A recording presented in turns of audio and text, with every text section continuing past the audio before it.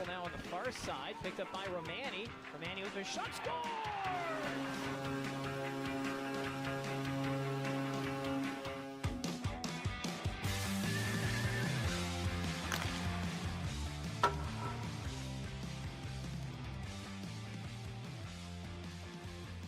All right, so now that we've got the live stream part figured out, welcome to our test broadcast from the booth broadcasting, covering the Barrie Colts' home preseason game against the Owen Sound Attack.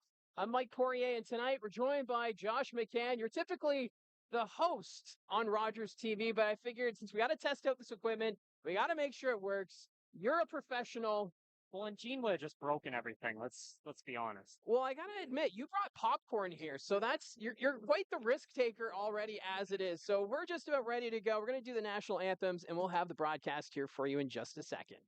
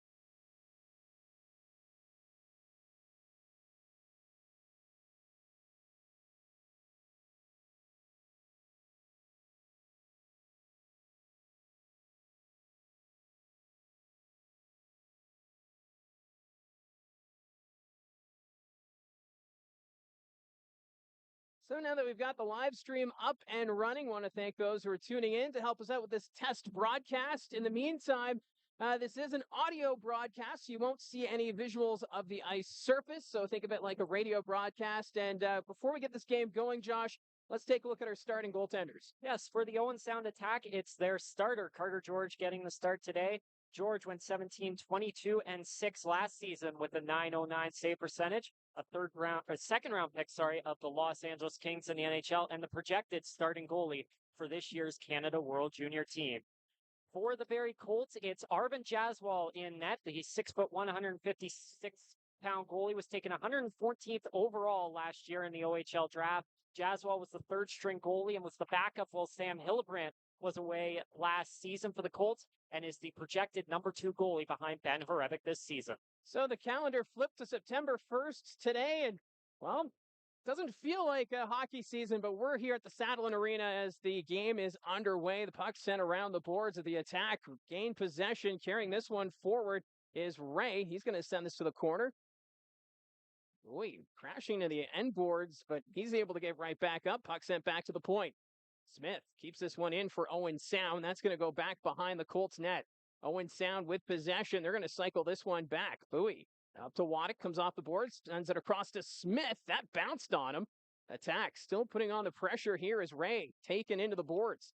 The Attack trying to wrap around, but Jaswal able to make that pad save, and now the Colts will move it back the other way as Newton, he's going to dump it in for the Colts. A line change as the puck bounced off the end boards. The Attack able to recover. Puck goes into the Barrie zone. A bit of confusion there with the official in the way as the Barrie Colts, they're able to chip this one out to the neutral zone.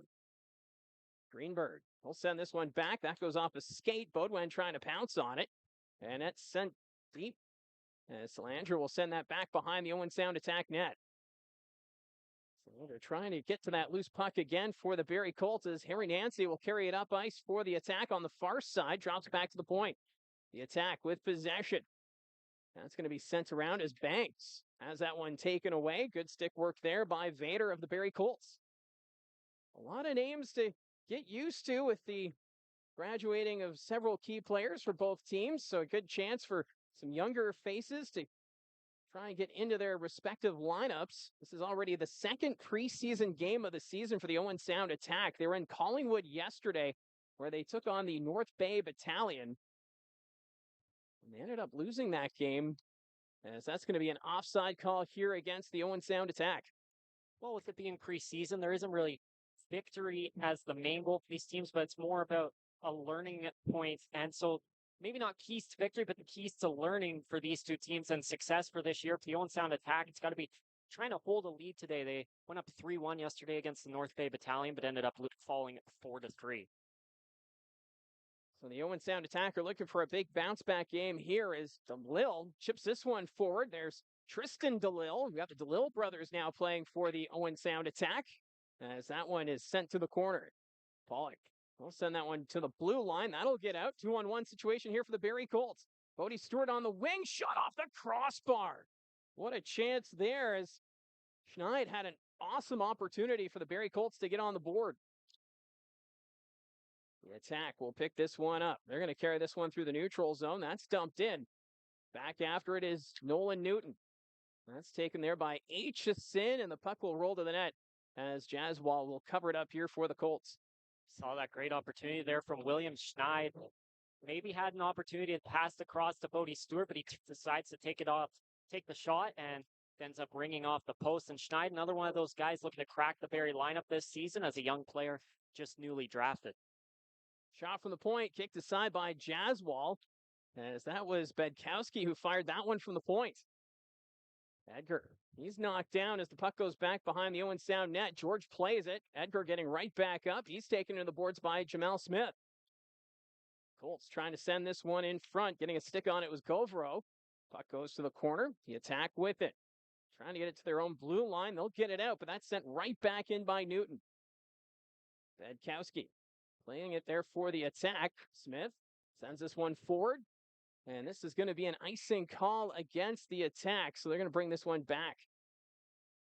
Well, we've seen Evan Passmore out there on the ice with Kayshawn Aitchison, and it looks like those two could be a defensive pairing going into this season. And it'll be interesting to see how Passmore performs. He was playing a lot with Grayson Tiller on that third unit in the playoffs last year, but with some subtractions of Boaki and Tristan Bertucci, Passmore has to step up and be a big member of this Colts defense. Well, after being picked up by the New York Rangers, it'll be fascinating, just the timeline with Aitchison being picked up by the Islanders and Passmore with the Rangers. Yeah, Battle of New York. So still no score here between the Colts and the Attack, as this one goes back behind the net. Newton has it for the Colts in the corner, trying to send it out in front. Not able to get a stick on it there was Armstrong. And now the Attack have it at center ice. They're just going to dump this one in. Back to pick it up is Crombie, the former Brantford Bulldog. Waddick takes it away for the Attack. In front, paddle down Jaswal. The Attack take it away. Colts, though, they're able to recover. They'll send this one forward. Crombie at center ice. He's going to dump this one in and go off for a change. Just past the 4-minute mark of the first period. 2 shots on goal so far from the Owen Sound Attack. None from the Colts, although Schneid did hit the crossbar earlier here in the first period. Owen Sound putting on more pressure. Greenberg sending that one across. There's a shot. Jaswal got the paddle on it. Puck comes to the near boards. And Slanger will send this one forward. Knocked down by Bowie at center ice. Emerton trying to send that one ahead. That'll go deep back behind the Owen Sound net. George facing some pressure there, able to play that one ahead. Nancy tips that one out to center ice. Ray's just going to dump it in. Good start for the Owen Sound Attack. Colts still looking for their first shot. Desidero, they'll dump this one in for Barrie. Back behind the net, Baudouin on the forecheck, creates the turnover. Puck's in the corner. Baudouin sending that one across. Sikora for the Attack, got a stick on it. Evan Passmore, he's tied up for the Colts. Now we got a delayed penalty call coming. This is going against the Barrie Colts. George off for the extra attacker. The puck's back behind the Owen Sound net. Playing it here. As that's going to go forward for Owen Sound through the neutral zone. DeLille got a stick on it, but now we'll get the call. As this is going to be the first power play of the night. It's an interference call. And heading to the box will be Desidero. Not the start that Nicholas Desiderio was looking for. And the Colts have given a couple of their young guns in Desiderio and Joseph Salandra a big opportunity tonight, playing with Cole Baudouin. as that is their top line for tonight. And it'll be interesting to see how those two can look with a big OHL player like Cole Baudouin leading that line. So in yesterday's game for Owen Sound and Collingwood, they went 0 for 5 on the power play. So we'll see what they can do this time around, as it's the first look at the penalty kill unit for the Barrie Colts. As Ray keeps that one in at the point for the attack. Taken into the boards there was Vader. The attack with possession along the boards. Bowie had it for a moment, but Barrie Colts able to send that one down the length of the ice. Puck's back behind the net. Carter George is going to leave it there for his teammate. Power play now down to 1:33. Bowie receives the pass. He's going to skate through center ice. Drops that one off the point. Greenberg. Ray trying to get the one-timer. That doesn't go. Puck's back behind the Colts net. Armstrong avoids the hit, and he's able to send this one down the length of the ice. Barrie Colts keeping things simple right now on this penalty kill, as both teams will make changes. Power play now down to 1:07. Greenberg will leave this one back. The attack through the neutral zone, carrying that one forward is Sikora. Sikora is going to send it around the boards. Near side, Greenberg. Greenberg passing that one ahead. Deck across to Sikora. That puck bounced on him, but he's able to keep it in play. Greenberg to Deck. Deck back to Greenberg. One-timer. Stopped by Jaswell. Rebound. Sikora shot blocked by Passmore. And the Colts are able to get this one down the length of the ice. 35 seconds now remaining in the penalty to Desidero, as the attack will take this one ahead. Banks drops it back. Nancy will send that one ahead, but that's disrupted as the Colts send it right back to center ice. Owen Sound with possession. Deck lost the handle of it. Good, and took it there for the Colts, and the puck rolls to the net. And George will just leave it there for his defense. So a pretty good penalty kill here from the Barrie Colts. Desidero about to come out of the penalty box here, as Nancy carries it in now for the attack from the corner. Sends it back to the point. Puck picked up. Ray had to be careful there as Desidero was coming out of the box. Banks down low for the attack. There's a shot that goes over the net. Puck will sail out to center ice. Sikora passing it forward as the Owen Sound attack winning on the possession game so far tonight, as Kayshawn Aitchison settles it down behind his own net. Armstrong reaches center ice. Colts are making a line change, so he's just going to dump that one in. George playing it around the boards. Puck turned over as Desidero had it there for a moment. Now it's the attack who will send it in. And their big hit on the far side is knocked down was Kayshawn Aitchison. Micus with the hit. Aitchison back on his skates. He'll pass that one ahead. Loose puck behind the net. Cole Baudouin, first one on it for Barrie. In front, takes that one off his skates. And Carter George able to recover. But that penalty kill, I know that Owen Sound, they had the possession time, but some good work there by the Colts. Yeah, that's definitely not a power play that Scott Ray was looking for, especially after you mentioned their failures yesterday on. And two plays I really want to highlight from the Barrie Colts is Evan Passmore down here. The attack got one shot, but then Nicholas Sikora had a big rebound opportunity. Passmore able to get out in front of that and block that one. And then Andre Gooden right out here in front of the Owen Sound bench. I mean, Gooden's only 5'6", but he looked like he was playing there like he's 6'3". A really strong play there on the penalty kill to force a turnover. And yeah, Owen Sound just didn't really look like they had anything really going at all in that power play. They were getting it in the zone, but after that, not much happened. Yeah, the Barrie Colts doing a really good job keeping the attack to the perimeter on that power play, but still, Owen Sound leading on the shot clock, 4-1, 11:38 here to go in the first period. Still looking for our first goal as Edgar goes out on the ice here for the Colts, and Edgar's one player who really stood out at the blue-white game, and it's going to be fascinating to see what else he'll do here in this preseason. Well, I think Alexander Sementsov was the Colts' first-round pick, but a lot of the eyes right now on Eamon Edgar with how good he's been playing. Sementsov's been good too, but Edgar's just been fantastic. Puck rolls to the net, and Jaswell's going to cover it up, and then he got a snow shower, and now we got a crowd at the side of the net. Tristan DeLille is in the middle of it. You also got Max DeLille losing his helmet. It's one of the Barrie Colt players as he's mixing it up with Crawford, but cooler heads will prevail here. I would assume we're going to get a few penalties out of this as These two teams in opposite conferences, but with how many times they meet during the regular season, it's developed quite the rivalry. Well, it's the Battle of Highway 26, and Max DeLille there looked like the one that started all of that. And as of right now, he's the only one heading to the box. So DeLille, the 5th overall pick in this year's OHL draft, already making an impact here against the Colts. Yeah, and tonight they have the DeLille brothers together on the third line. It's Max DeLille on the right, Tristan DeLille at the center, and then Crawford on the left wing. And out of all that, it's just Max DeLille in the penalty box. The Barrie Colts, they're going to get their first power play of the night. And for the Owen Sound Attack, gave up 2 power play goals against North Bay yesterday on 4 opportunities. As it's a scramble draw, Desiderio chasing after it, but it's Smith who's able to get it down the ice for the Attack. Aitchison will be the first one on it, takes it around his own net. Aitchison reaches center ice for the Colts, carries it in, backhand pass, Desiderio. Down low to Aitchison, who's behind the Owen Sound net, backhand pass in front, that doesn't connect.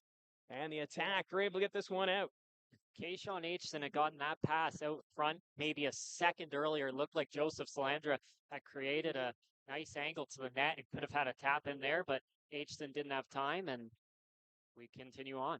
Aitchison passing that one across. There's the Colts moving it around. Aitchison gets it back at the blue line. Baudouin on the far boards. Lost the handle. Goes back to Aitchison. Aitchison trying to get that shot, but in the way was the penalty killer.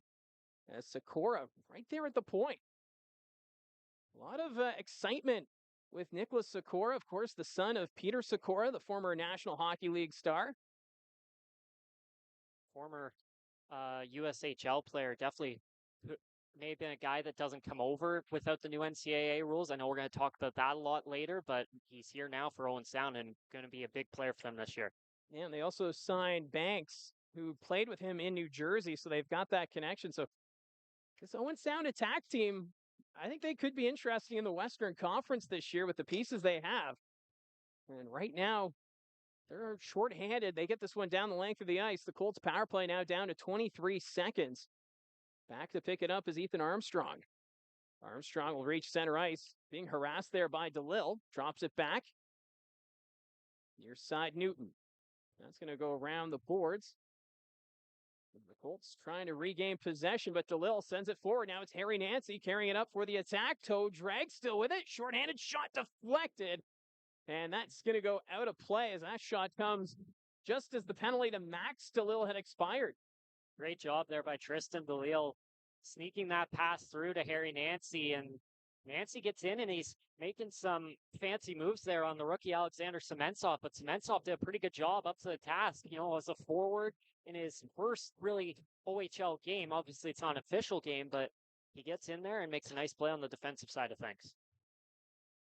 We saw a lot of Kayshawn Aitchison, too, being very mobile coming off the point. Something that we saw a bit last year. Marty Williamson, of course, having him down low at times in the power play. And, of course, the changes in the offseason. Dylan Smoskowitz now the head coach of the Barrie Colts. Marty Williamson now full-time general manager. As the Colts get it down low, passing out in front. Fanning on that pass attempt was Newton at the blue line. There's the shots, and George able to hold on to that one. As the Colts getting it in the attack zone, but having a hard time getting those passes to go. Luke Gavro there made a really nice pass to Nolan Newton, but after that, nothing really came of it. And when you make nice plays like that in the offensive zone, you hope to at least get a shot or something out of it, but Colts send it back to the point, and in the end, George is up to the task. So face-off coming to the left of Carter George. Cole Baudouin will take the draw here for the Barrie Colts up against Mason Ray. Scrambled draw, the Attack come up with it. Munnings sends this one out to center ice. The Colts will send it right back in behind the Owen Sound net. George left it there for Bedkowski. Aitchison kept that one at the point. Munnings on the far side takes the hit from Baudouin. Puck bouncing at center ice. There's a turnover. Pierce Bowie carrying it up across. That pass deflected. Waddick trying to go back to Bowie. That doesn't work. Shot stopped by Jaswal. Puck's at the side of the net. Colts with possession. Aitchison passing it up to Beaudoin. Cole Beaudoin with a burst of speed through the neutral zone. Puts it between the legs, gets around Munning, still with it, in front, and he crashes into the end boards. He seems to be all right as the Colts send it back to Beaudoin down low in the corner. Beaudoin takes the shot. That's blocked to Siderio. Back from the corner. Aitchison, though, can't handle that pass at the blue line. Both teams are going to make changes here as that's going to be sent in by Vader. Around the boards it goes. Smith turned it over there to Crombie, but that was in his skates. Attack get it out. Nolan Newton nearly threw a hit on Ray. Puck comes inside the Colts blue line. Deck across to Smith. His shot blocked. Puck goes to the corner. Sikora taken out there by Vader. Puck goes in front of the Colts net. Newton with possession. Crombie skates this one in for Barrie. Staying with it, takes the shot. Blocked there by Crawford. Puck's in the corner. Crawford with possession here for the Attack. He'll pass this one up. Back up by Vader. Now it's a chance here for Deck. Takes the shot. Stopped by Jaswal. Sikora puts it back behind the Colts net as the fans here showing their appreciation. In front, Jaswal with a big stop. Puck's at the point. Smith kicked aside by Jaswal. Another chance blocked by Crombie. The Attack throwing everything towards the Colts net, but Jaswal and Crombie standing tall. Colts, they're going to dump this one back behind the Attack net. Playing that one around was Roy. That's deflected. No icing. Colts will come back after it. Pollock sends that one around for Barrie. Far side. Emerton out to center ice. Bodie Stewart comes off the bench. That's taken away by Greenberg. Colts still with it. There's a shot stopped by George. Puck's loose in front, but the Attack will pick it up. It's Tristan DeLille. DeLille with speed, carrying it in, trying to get around the defense. Backhand scores! Tristan DeLille with that burst of speed carries it on goal. And the Owen Sound Attack, they have opened the scoring. Really strong start from Owen Sound, and it's not really surprising that they're the first team to get on the board here as they have really dominated the play. And the Colts have had a couple of rough defensive shifts here. You saw Vader get beat, and then Ethan Armstrong with a turnover on the shift before there, and then DeLille just easily skating past the defense there to get on the board for Owen Sound. DeLille, one of their better players last year, 10 goals, 26 assists for the 07 born player that came over in the Colby Barlow trade, so they're definitely going to look for him to be a big piece this season. Well, the Owen Sound Attack, they've been one of the busier teams in the OHL this offseason. They also picked up Jacob Tarian from the North Bay Battalion. He had 2 assists last night in the game against North Bay. He's not in the lineup here tonight. You're going to see all the rosters being adjusted as the preseason moves along. But the DeLille combination paying off early as the Colts trying to respond. Kayshawn Aitchison on the wing, dropping it back. Gauvreau, he's disrupted. One-timer stopped by George. Following that up was good, and what a hammer of a shot that was. Aitchison with possession in the offensive end. Passes it across, trying to go backdoor. Puck still loose. Aitchison can't get a stick on it. And they attack. They will get this one out. And now we've got some slashes behind the play. Gauvreau mixing it up. And that was Kindry and Gauvreau. So those two are going to go to the box. But what a rush play by Kayshawn Aitchison that created that sudden offensive opportunity. Yeah, a really good opportunity there for the Barrie Colts. Gooden especially comes firing in. And, you know, that's another guy making his OHL debut here tonight. Hasn't played in the game before, but already coming out with a big shot. But stopped by Carter George on the play. And for Barrie Colts fans, it seems like every time Carter George comes into the arena, he just dominates them, and you're thinking preseason game should get some time off from Carter George. No, he's going to come here and he's going to start at the Sadlon Arena. Well, you did the Boots and Hearts barn burner game, and Carter George suited up, and there was some highlights from that game where George it was on Kayshawn Aitchison. Yeah, second period of the game, with it being a charity game, it was only 2 periods. It was a tight game at the time. 2-on-1 for Kayshawn Aitchison and another player that I don't remember right now, but the pass goes across to Aitchison. He lets a one-timer go, and George sprawls out and denies him like it was Game 7 of the OHL Finals. You wouldn't have thought it was a charity game the way George made that save. It's amazing how for some of these players, they just, no matter what, they're going to give it 110%. George, one of those players, even Cole Bodwin, I noticed in the blue-white game, his team was down, but he was firing on all cylinders. He wasn't stopping. And that's, of course, what the coaching staff are looking for here in the preseason, seeing who's going to step up and how these lines are going to come together. And Cole Bodwin right now has possession of it for the Colts on this 4-on-4 situation. Bodwin burst to speed, trying to go to the net, takes the shot, stopped by George. Pucks to the side of the net, and George reaches back, and he's able to cover it up. It's almost right on cue. We're talking about Cole Bodwin, and goes end-to-end, basically. I was just about to say, he basically just did what we were talking about in that blue-white game, what he was doing late in that game. And Bodwin's such a huge piece for the Barrie Colts this season. All the guys they lost due to age, and of course the Riley Patterson trade as well. Bodwin, the obvious one center right now, and he's going to look to lead this Barrie Colts team on a deep run this year. And obviously he'll head off to NHL camp with the Utah Mammoth, and we'll see how long he sticks around there. Obviously, the Mammoth organization really excited about what Cole Bodwin brings, his size and strength. And I'm sure for Barrie Colt fans, they want to see him excel in the NHL, but at the same time, you like to see him back here sooner rather than later. I think the consensus in this fan base is, Cole, we hope you have a really good NHL career, but just wait another year. You don't need to go yet. You can survive one more year here in the OHL, and I'm sure that will be a big plus for the Barrie Colts this season. And Bodwin also kind of taking on a leadership role as well with some of these new young guys coming in. Well, I've been asked that, who's going to become the next captain of the Barrie Colts after Bo Jelsma last year, and I'm almost wondering if Cole Bodwin might be that captain material. He seems like a guy that would be a perfect fit for captain, a big leader, a big work ethic, a guy that's a fitness nut as well. And that's my prediction too. And if the Barrie Colts name a captain, it'd be Cole Bodwin. So we're down to 4:45 left here in the first period. It's a 4-on-4 situation as the Colts have possession. Desidero skating through the neutral zone, sends that towards the attack net. George decides to, no, it got by him. He tried to cover it up.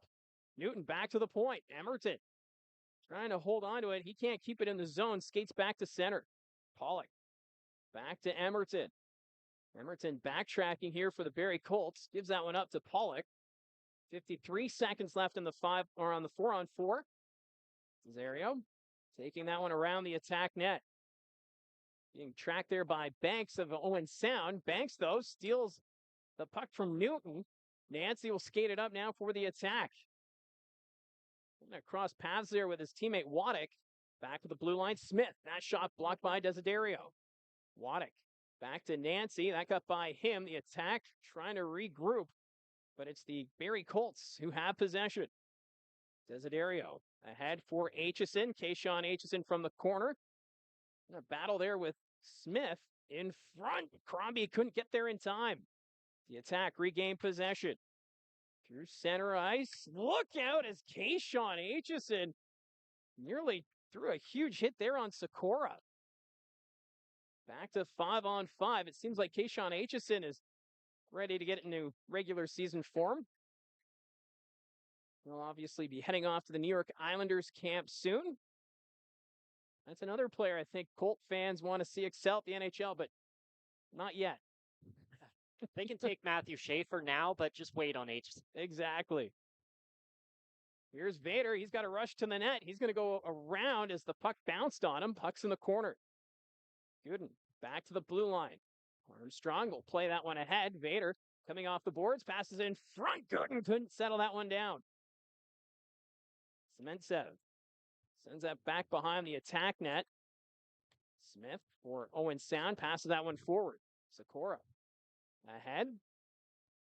There's the attack. Get this one down the length of the ice. They're going to say it was deflected, so no icing. 2:26 left here in the first period. 1-0 Owen Sound. Tristan DeLille, the lone goal scorer. Bodie Stewart receives the pass for the Colts. Skates through center. Sends that to the net. George guides that to the corner. Bodie Stewart near corner. He'll send that one back to Pollock. Across. There's Emerton. His shot blocked by DeLille. Puck goes to the corner. Edgar got a stick on it. Crawford tying up his man for the attack. Puck's bouncing. Tristan DeLille with possession. Backhand pass. Max DeLille trying to get a stick on it. Colts take it away. Now it's Crawford with the shot kicked aside by Jaswald.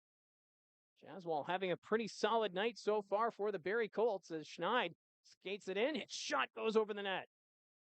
Schneid hit the crossbar earlier this period as Banks now picks it up for the Owen Sound attack. Tristan DeLille on the far side. There's the shot. That's blocked. Puck comes back to the point. Colts sending this one deep. That's Salandra in front and not able to connect on that one-timer was Desiderio as Salandra with a nice setup from the corner with that one-timer Really attempt. nice pass. Kind of came out of nowhere there with that pass. Just one note for those watching, as I did see some comments about it, and how we don't have the camera on the ice. This is a test stream for a radio broadcast, even though it is on YouTube and you can see the scoreboard. That's just so you have a little help with the score and time on the clock. But when we go on the road, we won't be able to show anything on the ice. So just wanted to test it out here at home. There's some traffic in front. The puck was loose. Puck's in the net, but there was already a whistle. As now Salandra, and look out, as couldn't see who it was. They took a run. Was it Aitchison? It was Aitchison. As it's getting a little rowdy now in the corner. I believe Passmore also in there for the Barrie Colts. As Kayshawn Aitchison, a little hot under the collar, just took a run at the Owen Sound attack player. We talk about Cole Baudouin and Kayshawn Aitchison taking more leadership role here with the team this season. And Aitchison there seeing a young guy like Joseph Salandra being taken shots at, and Aitchison goes right after the Owen Sound attack. Well, it looked like it was Declan Waddick mixing it up with Salandra, and that's when Kayshawn Aitchison came flying in and took a run at Waddick. Right now, Evan Passmore is in the penalty box as well for the Barrie Colts. Saw Aitchison go down the tunnel, and that's just one of those situations where from Owen Sound's perspective, they're not happy because it's after the whistle. But Joseph Salandra, I mean, that's just such a bang-bang play where whistle goes and then a puck comes out. You're not just going to hesitate. You're going to knock that one in the net, especially because there's often some interesting reviews that go on in the OHL. I know there's some changes to the review this year that we're going to talk about later as well.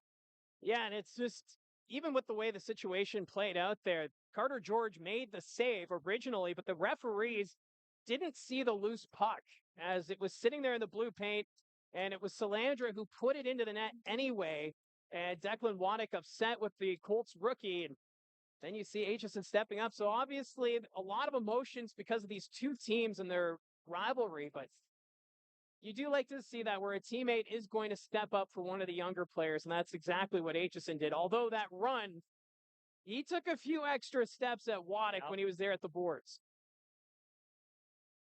And Aitchison has a 5-minute up on the clock right now. Don't know if they've already reviewed it and that decision is final, as it looks like the officials have come over. And so it looks like Kayshawn Aitchison's preseason ends in 19 minutes.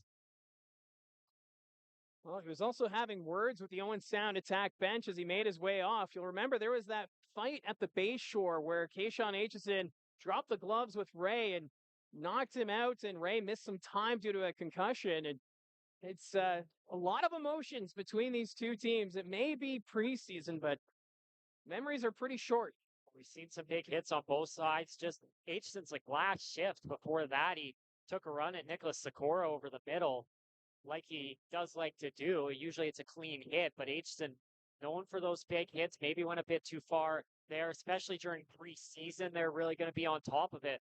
And now from a Barrie Colts perspective, you worry about a possible suspension that comes after this. You don't want to start the season with one of your better players already suspended. So it's going to be a 5-minute major power play here for the Owen Sound attack. They're already 0 for 1 on the man advantage here tonight with 1:10 remaining in the first period. We're going to bring this face-off to the right of Arvin Jaswal. Face-off won by the attack. Comes back to the blue line. Owen Sound with possession. Ends up back behind the Colts net. Vader takes it away for Barrie. Doesn't get it too far up the boards. It's right back to Owen Sound. The attack have it at the point. Nancy, near side. His pass deflected as Banks keeps that one just in for Owen Sound. Deck on the near boards. Back to Banks. Banks to Deck. Right, takes the shot. That's blocked by Armstrong. Armstrong trying to get a stick on it, and he'll send it down the length of the ice. So the penalty kill unit for the Barrie Colts has been getting the job done here so far tonight. As we're now in the final minute of this first period, Owen Sound will have the power play going into the second. The Attack get it to the blue line, but no further. Really nice play there by Cole Emerton. Yeah, Emerton just shutting things down at the blue line again. As Emerton sends that one down the ice, trying to get to it for the Colts, but Owen Sound will try the right wing. Here's Deck, drops it back to Sikora. Sikora back to Deck in the corner. His pass deflected, and that will do it for the first period. As the Owen Sound Attack, they have the lead. It's been an entertaining game so far here between the Attack and the Barrie Colts. Yes, it's preseason, but what we're seeing here is a lot of encouraging signs for both of these teams. Yeah, they both look pretty good in that period, and the Owen Sound Attack came out firing. The shots were about 8-2 at one point, but in the end there, it ends up 12-10 as the Colts had a good adjustment. It took them a bit to get going, something we saw a lot last season with this Barrie Colts team, and maybe that's something that's carried over into this year. We'll have to see, but definitely not the start they were looking for with the Keyshawn Aitchison penalty, though. So the Barrie Colts, they will be shorthanded to start the second period of play for 3 minutes and 50 seconds. So we'll see how it all plays out. We're going to take a quick break so we can have a bit of a breather here. So when we come back, we can see what's going on in the chat. If you have any questions about the Barrie Colts season, or if you want to talk OHL, that's where you can put the comments, and we'll come back with the chat. And we'll also talk about some other action going around the Ontario Hockey League. So after the first period of play, the Barrie Colts down 1-0 to the Owen Sound Attack.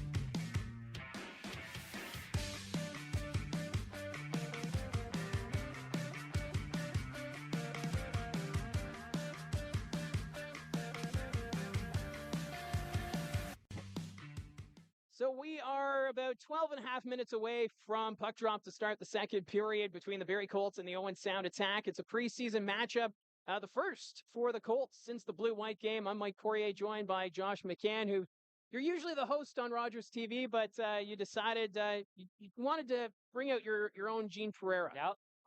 I even brought popcorn like Gene always brings us, so I've covered all the Gene Pereira grounds. So if you're wondering, yes, this is an audio broadcast, so like a radio broadcast. The Barrie Colts haven't had a radio broadcast in years, so we're trying something different here on YouTube with From the Booth with Mike.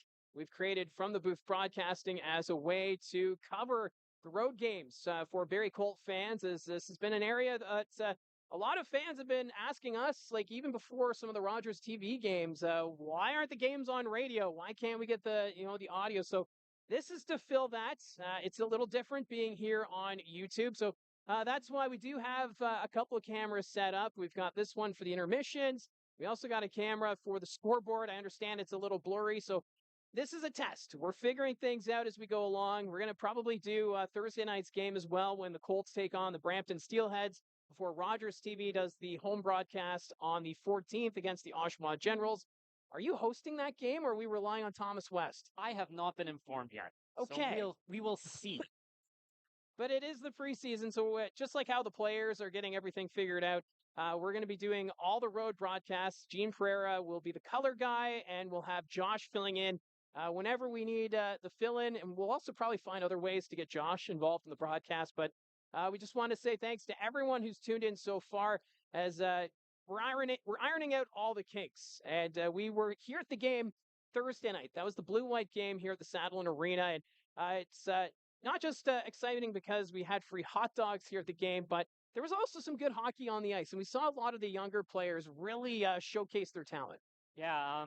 Well, first off, the free hot dogs were really good. I would just like to point that out. But the Barrie Colts were just as good on the ice. There was a lot of really impressive players out there. And one thing for the Barrie Colts is that they have 4 or 5 guys that they've recently drafted. You don't really know much about them because they've never played in the OHL, that really stood out the other night. And I think both of us have really talked about Iman Edgar that night. 2 goals, 2 really nice goals as well.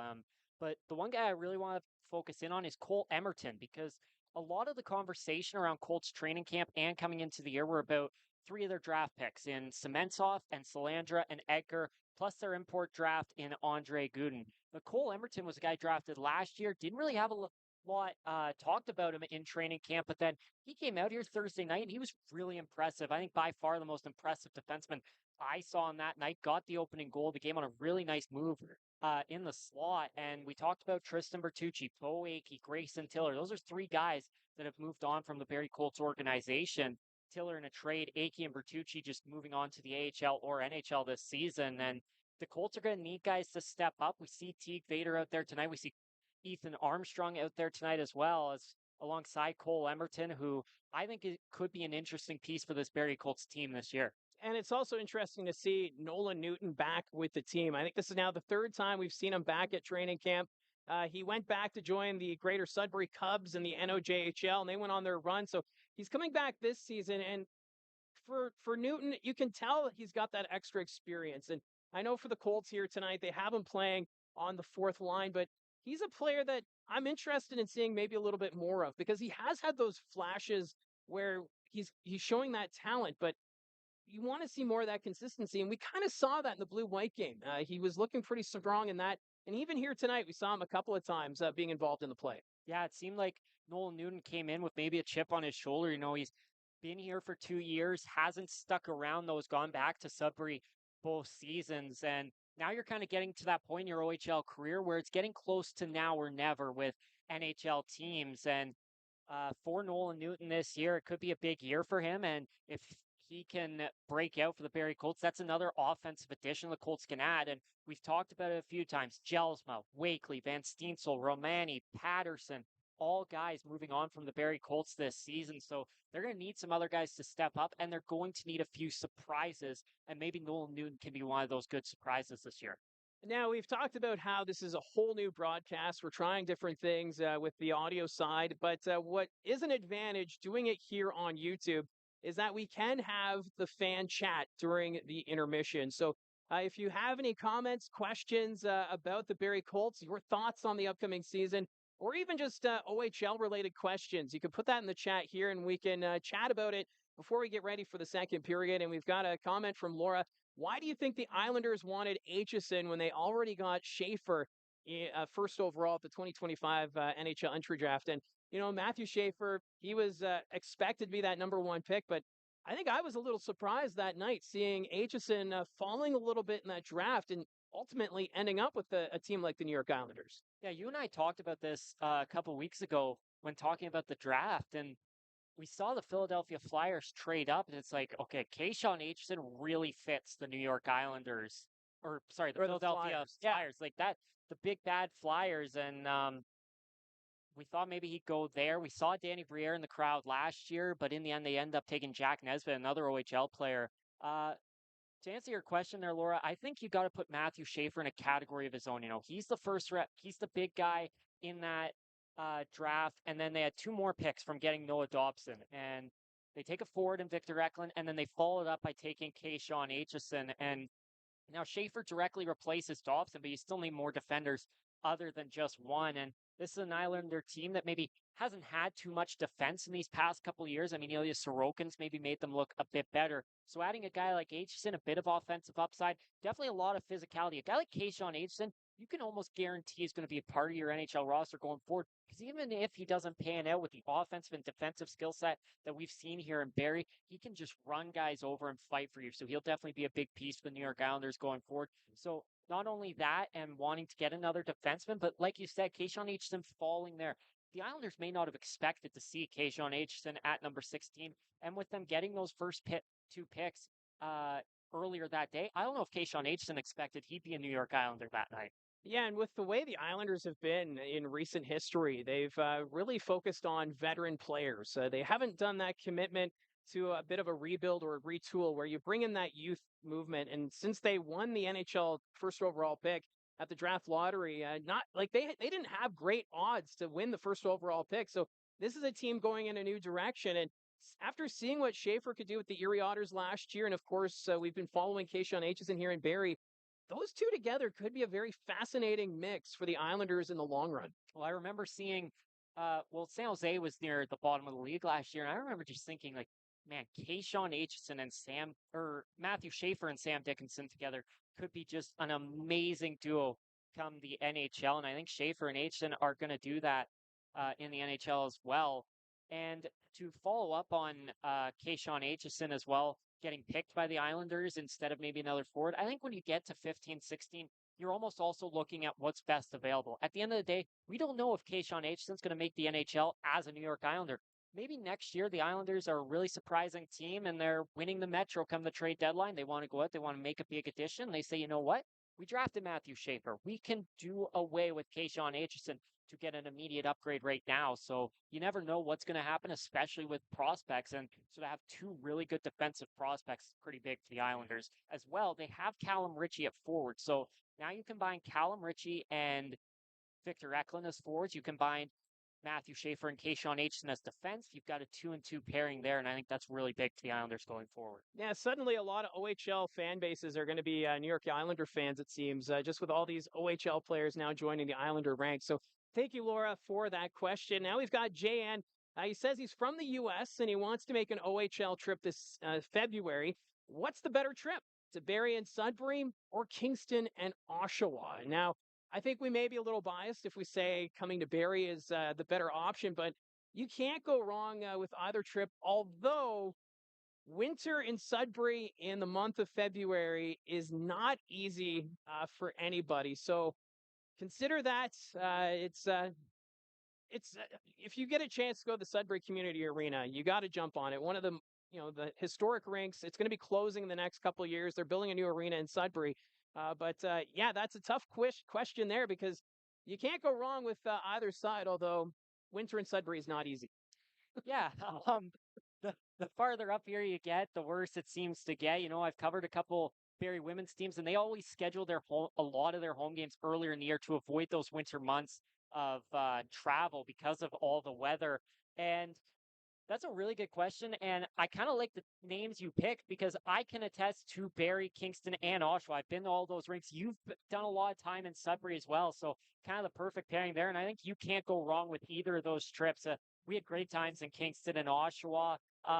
One note about Oshawa, their PA is very loud, so just be careful if with your ears. And Kingston, be on the lookout for guys dressed in pickle costumes. We saw that last year. A couple guys in Kingston. It seemed like a very fun atmosphere down in Kingston as well, and Oshawa, and really here in Barrie too. It's always a fun environment, especially when the Colts are contending. We believe they're going to contend again this year, so I think you can't go wrong with either of those trips.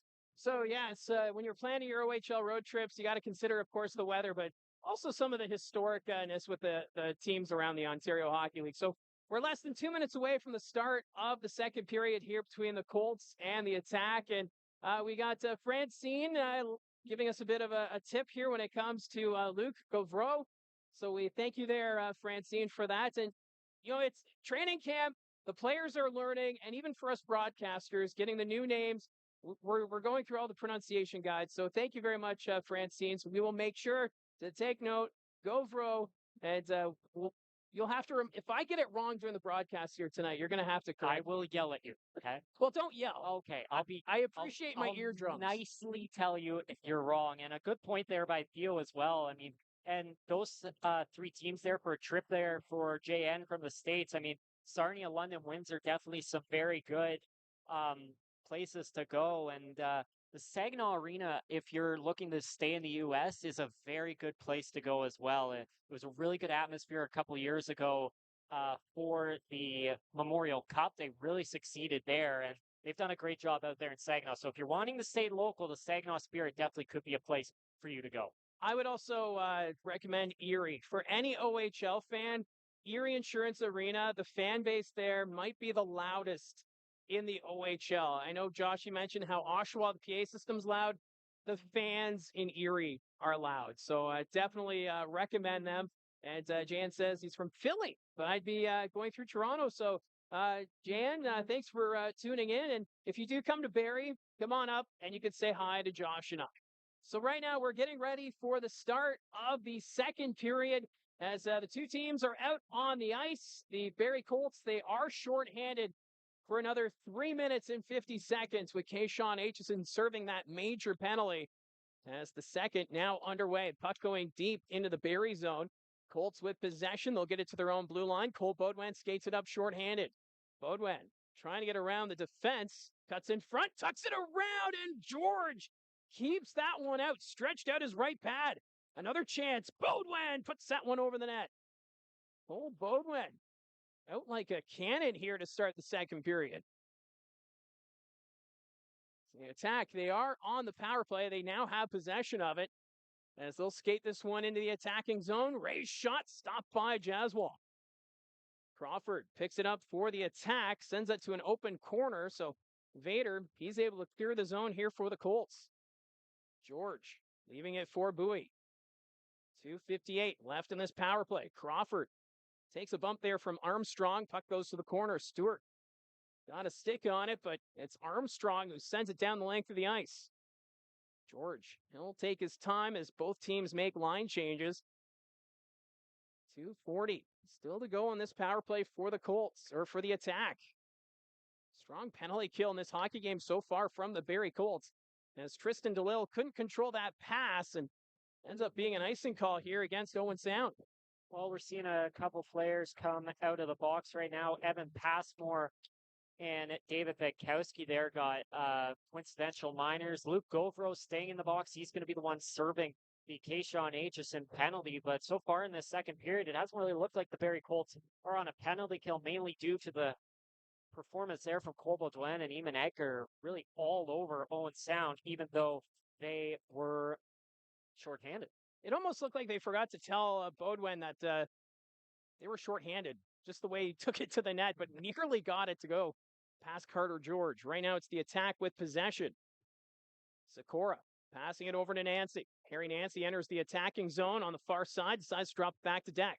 Deck back to Banks at the point, looks to the net, sets up Sikora. Sikora's shot blocked in front Rebound. Jaswal able to pounce on that as Harry Nancy right in the office space of the Colts goaltender.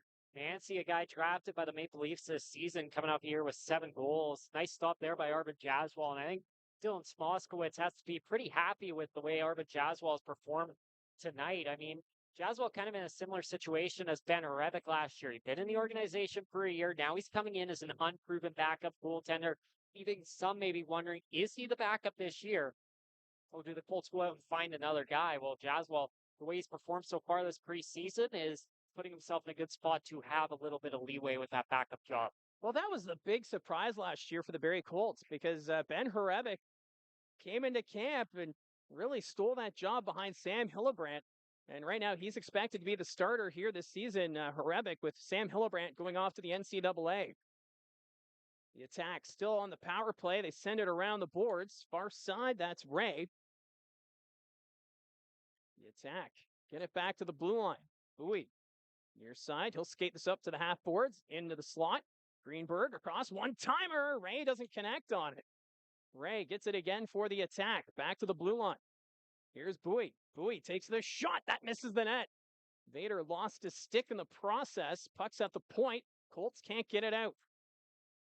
Good. He'll send this one down the length of the ice. Relieves the pressure. As this 5-minute major now just down to 1:10. Ray taken into the boards by Pollock. Work there by Pollock, the young defenseman for Barrie. And now the Colts get this one back down in the Owen Sound territory. George. He'll play it up to his defense as Greenberg with possession sets up Tristan DeLille. DeLille through the neutral zone. Takes the bump there from Desidero. Back behind the Colts net. DeLille gets it again for the Attack. Back at the point, Sikora. Sikora will send this down to Nancy into the slot, but that pass doesn't connect. And that's going to go all the way back down into the Owen Sound end. Just missed a big opportunity there for the Attack, a bit of a miscommunication, and they only have 25 seconds left here, and it would not be a good look if you can't score on a 5-minute power play here. And Edgar took the puck away from Segura, and he'll send this down the length of the ice. As the penalty kill getting the job done so far for the Colts. Penalty now down to 10 seconds. Banks sends that one ahead, but that doesn't connect with Deck. Puck sent back to the neutral zone. Power play has come to an end. Deck. He can't hold it for the Attack. Barrie with possession. There's that loose stick from Vader. Nancy passes in front, deflected, and Jaswal able to cover up on that loose puck. Now we get more pushing and shoving. Evan Passmore is in the middle of it with Mikas. And it looks like we're going to get more penalties out of this.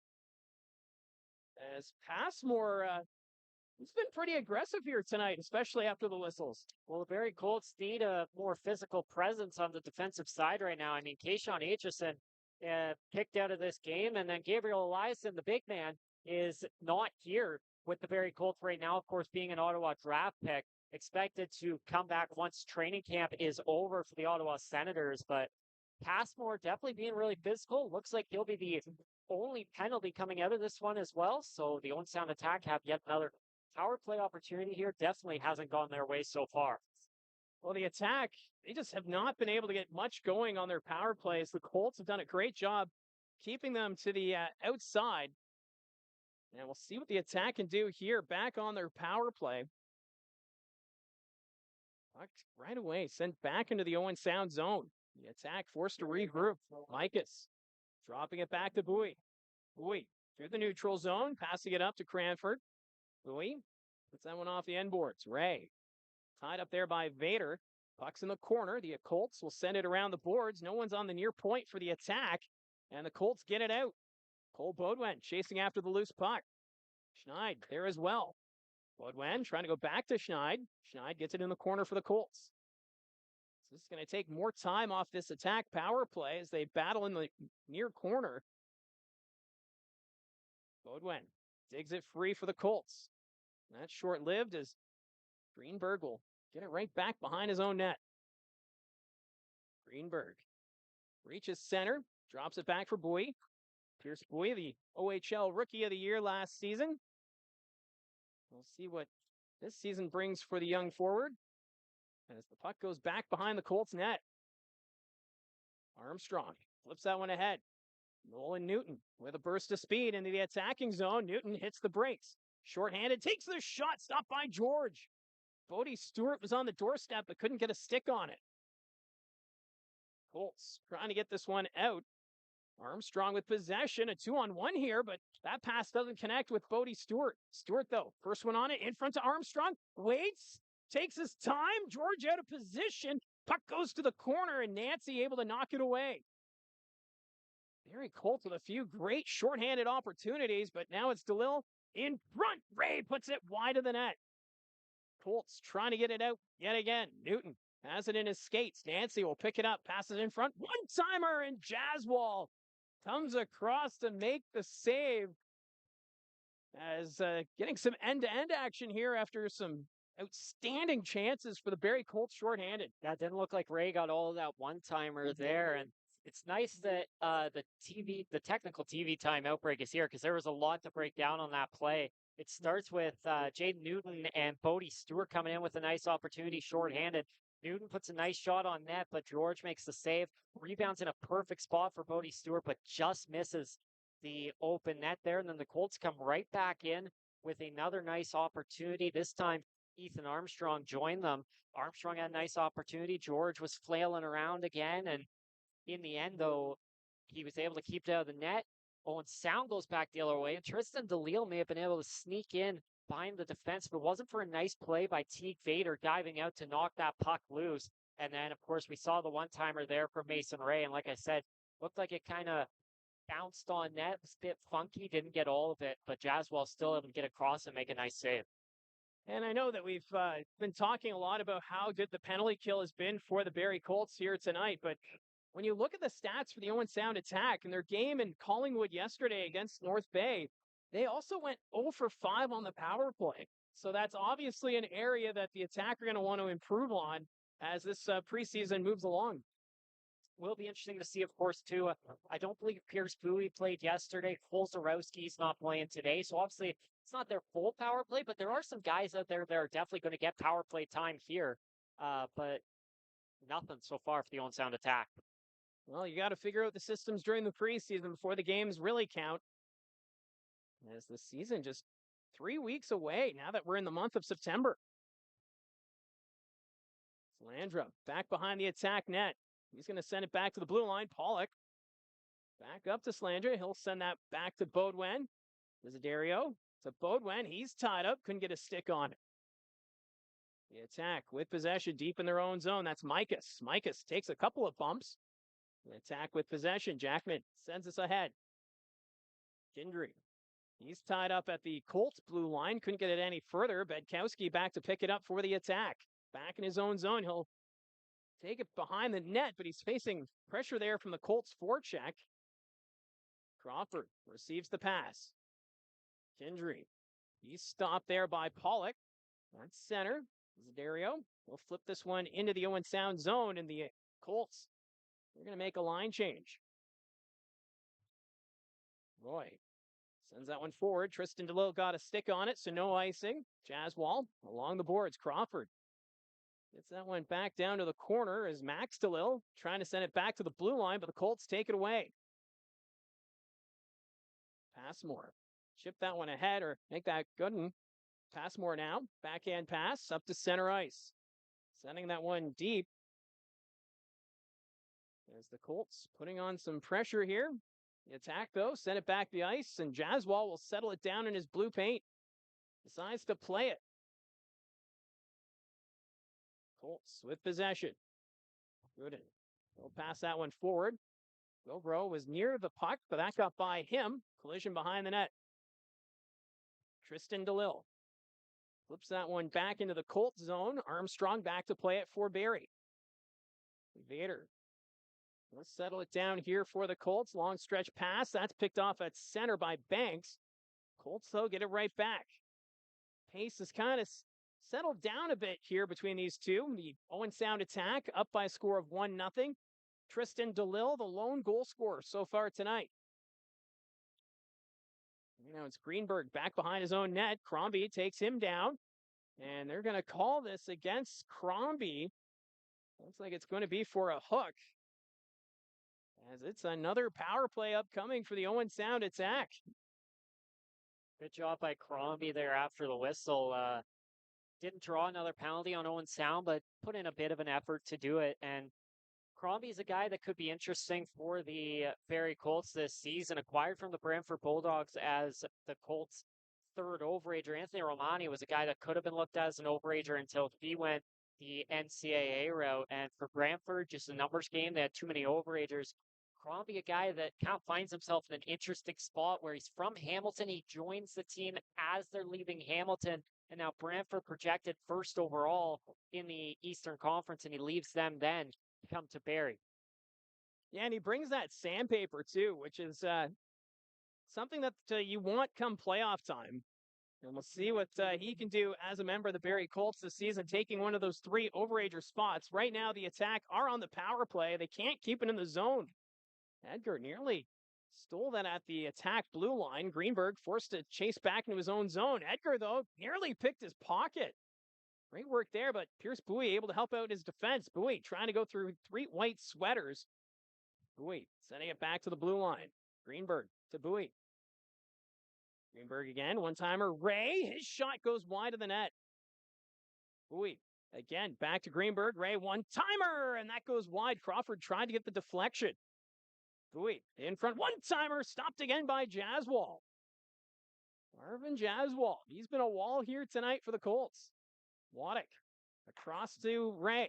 Ray shot blocked, as that was Emerton getting in the way. Attack still with it. 52 seconds left in the power play. Bowie from the point takes the shot, stopped by Jaswal. Puck's loose. They jam away, but we get the whistle. As the Attack starting to get more pressure here on this man advantage, but Marvin Jaswal, he's been putting on a show here tonight. Yeah, a couple of really good stops there, and this has definitely been the best power play for the Owen Sound Attack. And one thing to note about their struggles so far, they were 4th last in power play percentage last year. So definitely something that was already a note they wanted to improve on coming into the season. And right now here in the preseason, hasn't gone their way. Well, they only have 46 seconds left to work with before Crombie comes out of the box. There's a shot stop. Rebound, scores! The Attack finally get one on the power play. It's Deck. And they now have a 2-0 advantage. That was one of those you could kind of see coming as the shot goes on net and the rebound comes free, and you see Michael Deck sneaking up the right wing, and Bodie Stewart just couldn't get over in time. And Deck had a goal yesterday. He had against the North Bay Battalion and has another one today. And with it coming at the halfway point of the second period, the Colts are making a goalie switch. In net is Hagen Bach. Bach was selected in the 4th round of the 2025 OHL draft. Played for the Shattuck St. Mary's U15 AAA program, a .930 save percentage, 24-0-0 last year. So not bad effort here tonight from Arvin Jaswal. Gave up 2 goals on 22 shots from the Owen Sound Attack. But we'll see what Bach can do here tonight. As you typically see this during the preseason, where teams will change their goaltenders halfway through. Carter George will stay in net here for the Owen Sound Attack. As right now his team enjoying a 2-0 lead midway through this hockey game. 9:35 left to go in the second period. The Attack trying to enter the zone. Micus lost the handle of it, as that's going to go right back into the Owen Sound zone. No icing. Good. Trying to take it away as Roy. What a hit there. Gooden takes down his man. Doesn't look 5'6" out there. No, he does not. Kind of reminds me of Bo Jelsma a little bit. Colts have it deep in their own zone. Pollock passing it up to Vader. Bodie Stewart now. Flips that one ahead to Newton. Newton back to Sementsov. Sementsov lost the handle of it. Puck's in the near corner, deep in the Owen Sound zone. One-timer stopped by George. From the point, Pollock. He puts that one wide. Great chance there for the Colts to respond. Stewart at the blue line. Goes back to Pollock. Pollock takes the shot. That's blocked. Puck side of the net. Semensoff trying to get a stick on it. That's knocked away. Pollock keeps it at the blue line. Now it's knocked out to center. And the Colts will dump this one in. Bedkowski there to play it for the attack. That got by Max DeLille. Icing's waved off. Tristan DeLille with possession. Does a lap in the Barrie Colts zone, being chased by Passmore. Passmore knocks it off his tape. DeLille gets it again. Back to Smith. Smith, his shot blocked by Semensoff. Bucks in the corner. Max DeLille. Semensoff. He takes the bump. Here's Tristan DeLille. His pass deflected. Crawford behind the Barrie net. Takes the hit from Passmore. Bedkowski back at the blue line. Takes the shot. Deflected as Buck makes the blocker save. And that's going to go over the glass and out of play. Saw a good opportunity there for the Barrie Colts from Cole Emerton. Did a nice job stepping up. There wasn't a lot of defenders around him. Gets to the front and a nice pass from Jaden Newton to find him. But George up to the task again. And Hagenbach, an interesting guy we said drafted in the 4th round. And he was a guy that you could see going earlier if he was a Canadian. He's an American. You don't know if he's going to come. But the Colts are able to get Bach to come over, and he could be a big piece for this team eventually. I believe he's going to start with U18 AAA before making the jump to the Colts, but definitely a pretty solid 3rd goalie to have this season. And he's got that size, which will go a long way.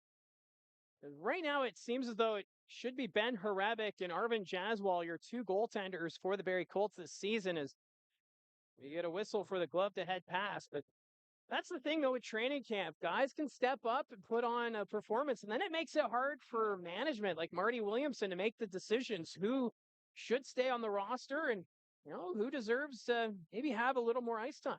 Well, you never know. There could always be an injury to Ben Rebick or Arvin Jaswal. All of a sudden, Hagenbach comes up, performs really well, and maybe all of a sudden you have 3 goalies, kind of similar to what Owen Sound is running with to start the season. Well, the Owen Sound Attack has kind of become a goaltender farm here in the OHL, with George, Kaprowski, and Bennett. It's going to be very interesting to see what Dale DeGray does with this attack team, especially when it comes to the goaltending.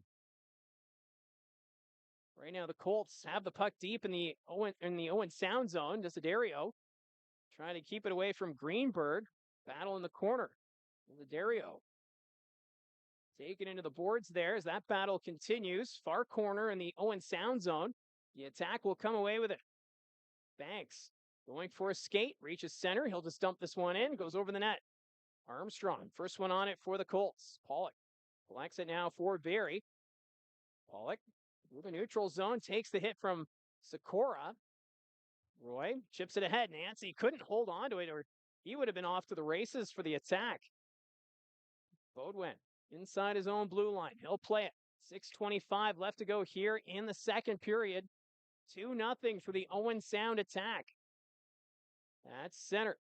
There's Bodie Stewart. He's got Schneid going to the net. Schneid shot stopped by George. Oh my goodness. Schneid's had a great night here tonight for the Colts. Denied again by Carter George. Schneid gets it again, passes it in front, stop, rebound as they try to jam away at it. Going to the net was Edgar, but Carter George shuts the door, but we haven't really talked too much about Schneid here tonight, but he's hit the crossbar. He's had a shorthanded chance and nearly got one on the board here tonight for the Colts. Yeah, this line of Stewart, Schneid, and Edgar's really been cooking here tonight. Stewart and Schneid were the 2-on-1 opportunity there off the post, and then they get another chance here, and Edgar comes out in front, and Schneid and Edgar kind of part of a philosophy switch for the Barrie Colts when it came to the draft. In past years, more tall, big guys. This year, they went a bit smaller, and I kind of like that. Kind of gets you back to your roots. Bo Jelsma, the most recent captain of the Colts, was a guy that made a lot of success here, and you just got to look up into the Raptors. Who was the first player to have their jersey retired in Barrie Colts history? It was their all-time leading scorer, Brian Little, and Brian Little wasn't a big guy. The Barrie Colts have had smaller players like Andrew Mangiapane, like Brian Little, like Bo Jelsma, succeed in this organization, and they've got a few more guys like Semensoff and Gooden and Iman Edgar, bit on the smaller side, but could bring some big success for this Colts team. And they play like they're bigger than they are. And you mentioned Gooden. He threw a couple of hits, and he was able to knock down the defender who is much bigger than him. So for Barrie Colts fans, Got some exciting youth coming up through the ranks. Face off to the left of George. Puck goes to the net, but they'll send it back behind. The Attack. Get it to the line and out. Passmore couldn't keep it in. Evan Passmore will come back into his own zone, being chased here by Kindry. Vader sending it back behind the net. Passmore up to Edgar. Edgar took the hit, but still able to send it up ice. Schneid trying to catch up to it, but Bedkowski got to it in time. Nearly too many men on the ice against the Barrie Colts. As Vader, deep in his own zone, loses the handle of it. Kindry, his pass in front deflected, loose puck. Trying to get a stick on it was Micus. Kindry spins, fires, and scores. The Attack now with a 3-0 lead as Kindry able to find that loose puck and fires it top shelf. Nice shot there by Ethan Kindry. I think that's one that Hagenbach may want back. Wasn't one he was looking to give up, went blocker side there, and Kindry's kind of made his name notable in this game. I think we've said his name a few times. A guy that's on the fourth line tonight with Ethan Micus and Landon Jackman, but they've definitely made themselves known here tonight to Barrie Colts.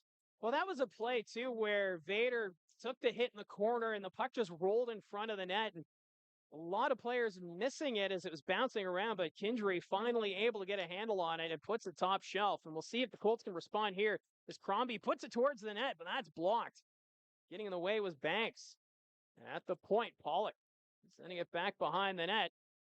Gooden taken into the boards there by Smith. Puck rolls towards the net. Max DeLille gets this one out for the Attack. Pollock, first one on it for Barrie. We'll send it around the boards. There's Nolan Newton. He takes the hit. Attack with possession once again.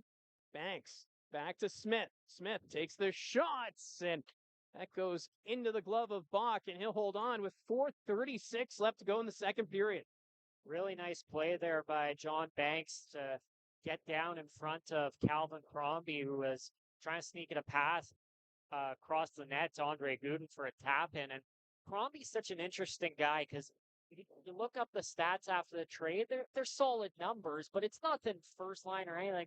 But then you go to Brantford social media and you're seeing all these comments about how upset people are about him leaving. And that's because of the way he plays. A lot of heart, a lot of physicality, a lot of effort. He doesn't take a shift off, and that's going to be very big for Barrie Colts this season. Yeah, definitely a fan favorite with the Brantford Bulldogs. And, you know, with what Brantford has cooking with that team going to the 25-26 season, it's just the numbers. And, of course, they picked up Sam McHugh from the Flint Firebirds.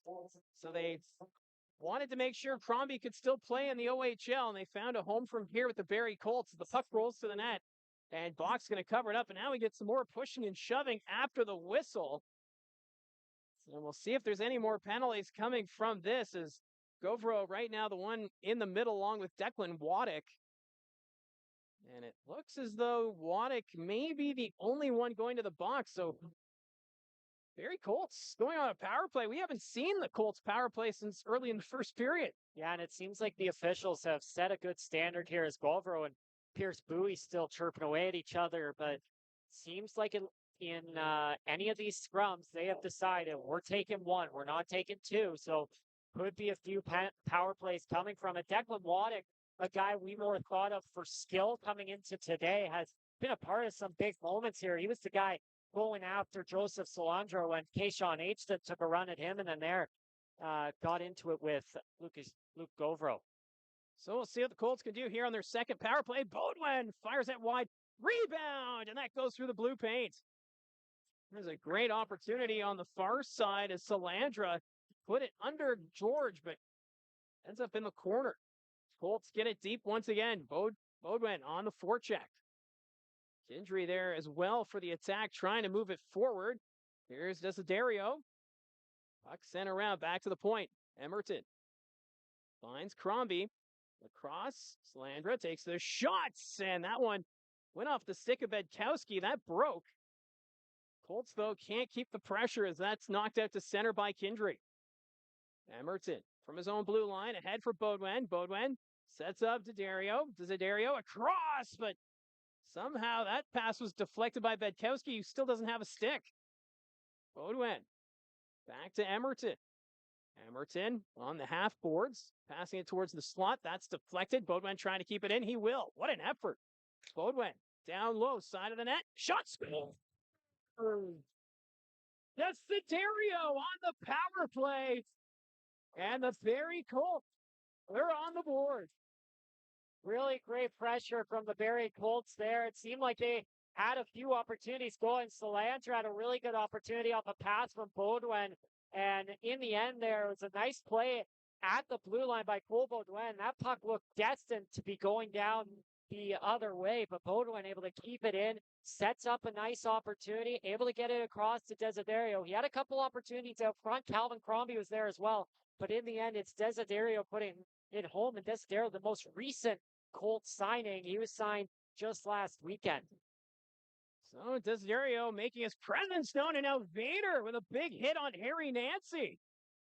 So the fans coming to life here at the Sadlon Arena with a goal and then a hit, but now it's a turnover. Deck in front trying to deke around, but I think he out-deked himself as the puck went to the corner. Nice job by Armstrong getting back as well. Colts moving up through the neutral zone. Armstrong stopped by Banks. Puck's at the attack blue line. Schneid took the hit. Armstrong gets by Banks. Doesn't go too far as ends up in the Owen Sound corner. Kept in. Schneid with the shots. And George able to get the glove on it. With 2:40 left to go here in the second period, the Colts down by 2. Don't really know if Deck really got a shot on net there, but that's a huge miss in this hockey game. 2-goal game right now, and it felt like a momentum switch had just happened. The Colts get their first goal. They finally beat Carter George, and then Teak Bader takes a nice run at Harry Nancy there, and they were getting physical, crowd getting into it, but then they turn around and the Owen Sound has a breakaway opportunity there, but the Colts able to stop it. And then Pollock, he just tried to throw a hit. Now we've got them, Pollock and Crawford. They're going to drop the gloves. Pollock trying to get the uppercut as Crawford took him to the bench. These two continue to send rights at one another. Pollock has Crawford now in the headlock, and the officials will separate those two. But wow, Pollock, the young defenseman, standing up to the veteran Crawford. And if the officials hadn't gone in the way there, I think Tristan DeLille and Evan Passmore may have gone at. Those two were exchanging words throughout the fight. And Pollock's just looking to take a number there on Jake Crawford, try and lay that hit. And Crawford kind of grabs him with his glove to take him down to the ice. Official's hand was up. I'm presuming that was on Crawford for kind of the tackle and slap to the head there. And then Pollock says he's not standing for that. They drop the gloves. Don't think there'd be an instigator penalty on that, but it'll be interesting to see if the initial penalty still stands here. Sometimes we see in these fights, there's penalties that almost get lost, or penalties that kind of get created where there's no hand up, then all of a sudden the gloves go down, then all of a sudden someone's got a roughing call or something. Well, the official signaling that it's going to be 5-on-5, so no power play coming out of this. So no instigator handed out. And they're going to bring this faceoff back into the Owen Sound zone to the right of Carter George. But that's one way to become a fan favorite. Dropping the gloves, and that's exactly what Pollock did there, who's also had a pretty good game defensively here tonight, especially with Kayshawn Aitchison being ejected after that major in the first period. Yeah, Colts have 5 defense. Some guys have had to step up, and Vader, Emerton, and Pollock are 3 really non-regulars in the lineup tonight for the Colts defensively. Have had a really impressive showing tonight. So the puck goes deep into the Barrie zone. There's Newton. He's able to send that up to Passmore. Passmore knocked off stride by Micus. Puck's in the corner, picked up by Max DeLille. DeLille with possession, but now we're getting a whistle. Looks like we're going to get a pair of penalties as a result of this. Looks like Tristan DeLille, one of the guilty parties. Looks like it's going to be a cross-check and then a slash to Nolan Newton. Things really chippy here with 2:12 to go in the second period. And this kind of reminds me of last preseason. The Colts played the Brampton Steelheads in a game that Rogers TV covered, and it felt like a regular season intensity. Guys were kind of getting physical. Porter Martone, I remember, going at it with someone, and I'm sitting here thinking, like, it's a preseason game. Why are you risking anything? But Martone was really involved. Aitchison really involved last year, and we've seen the same here tonight. Some key players for both teams taking runs at each other. Well, it's certainly been an entertaining preseason game between these two Highway 26 rivals. As the puck rolls on net, we'll get the whistle. But it's you just never know what you're going to get in the preseason. And just as a reminder, during the regular season, you're allowed 3 fights before the suspension comes into play. But in the preseason, that does not carry over into the regular season. One note on the amount of physicality we've seen from these two teams tonight. They're going to match up twice in September. September 25th here, September 28th at the Bayshore. And what's exciting is that September 28th game will be our first official broadcast on the road. So if this is any indication, we're in for a great time at the Bayshore September 28th. So it's a 4-on-4 situation, under 2 minutes left to go here in the second. As Bowie taken into the boards. The attack, though, still putting on the pressure. Banks inside the Colts blue line. High slot, takes the shot, but ended up falling into the corner as he was knocked off stride, and the Colts get it out to center ice. Pierce Bowie. Look out as he is run over by Crombie, and now we've got Bedkowski coming up to drop the gloves with Crombie.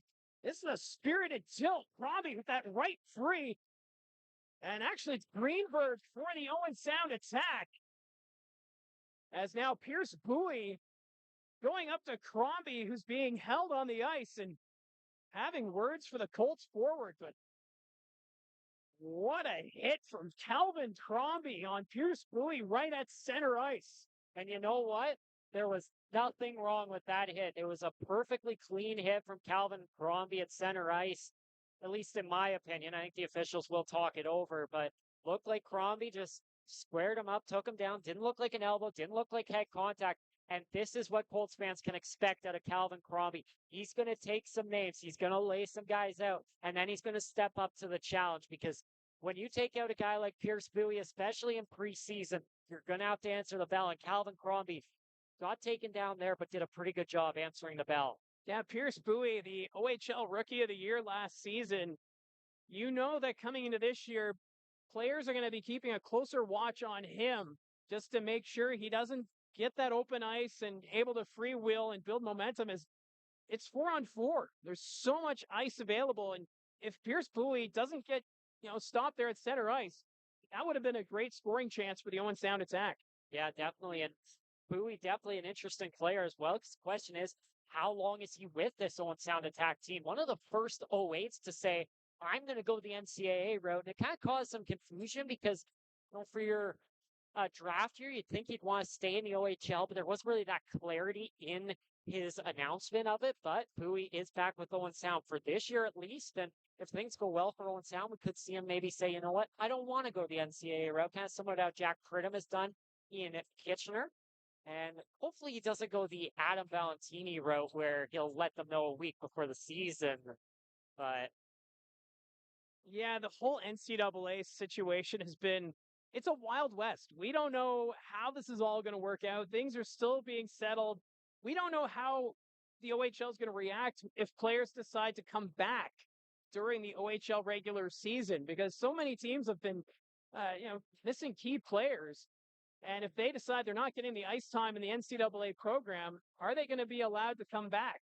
Well, and how do you allocate that ice time now? Because maybe the player coming back is a better player than a certain someone, but they've maybe earned that role up on the top line. And that'll definitely be interesting to see. 2 minutes has been added to the clock here for Owen Sound. It's going to be a 4-on-3 power play for the Colts here. So the Colts win the face-off. Here's Emerton at the point. Sets up Bodwin. One-timer. George gets a piece of it. Puck's bouncing. Settling that one down with Salandra. Salandra looks back to the point. Emerton, Salandra, one-timer. Puts that one over the net. Puck bouncing in the corner. Salandra again, but that goes off Bedkowski. Cole Bodwin comes off the boards. Sets up down low. Desiderio takes the shot, but took away the stick of Bedkowski in front to Bodwin, but it went off his right skate.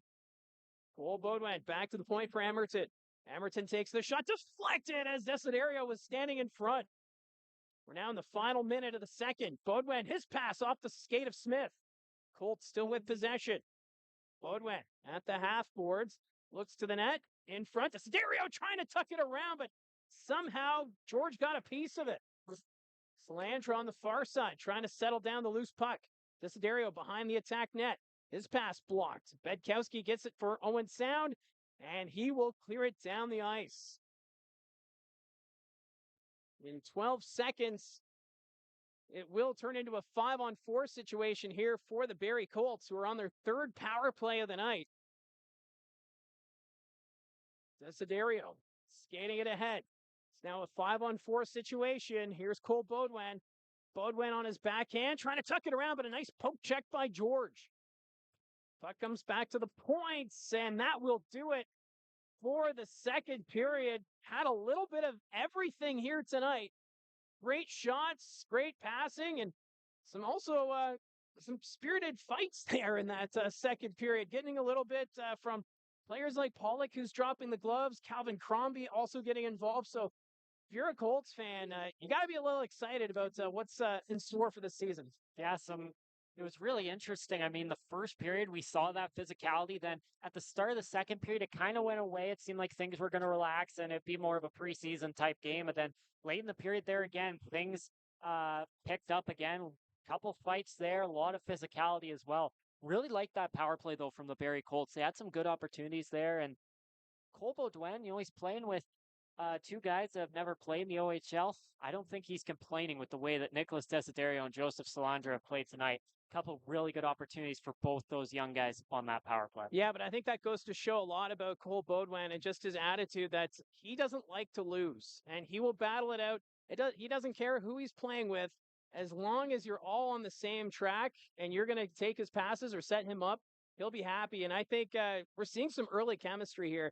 Baudouin and Salandra, and then Desiderio as well, who got the lone goal for the Barrie Colts in the second period. Well, it'll be interesting to see if that is a line right at the start of the season. We got to remember, there are some guys out of the lineup tonight. Carter Lowe's not here. Alex Asadorian, another guy that's not here.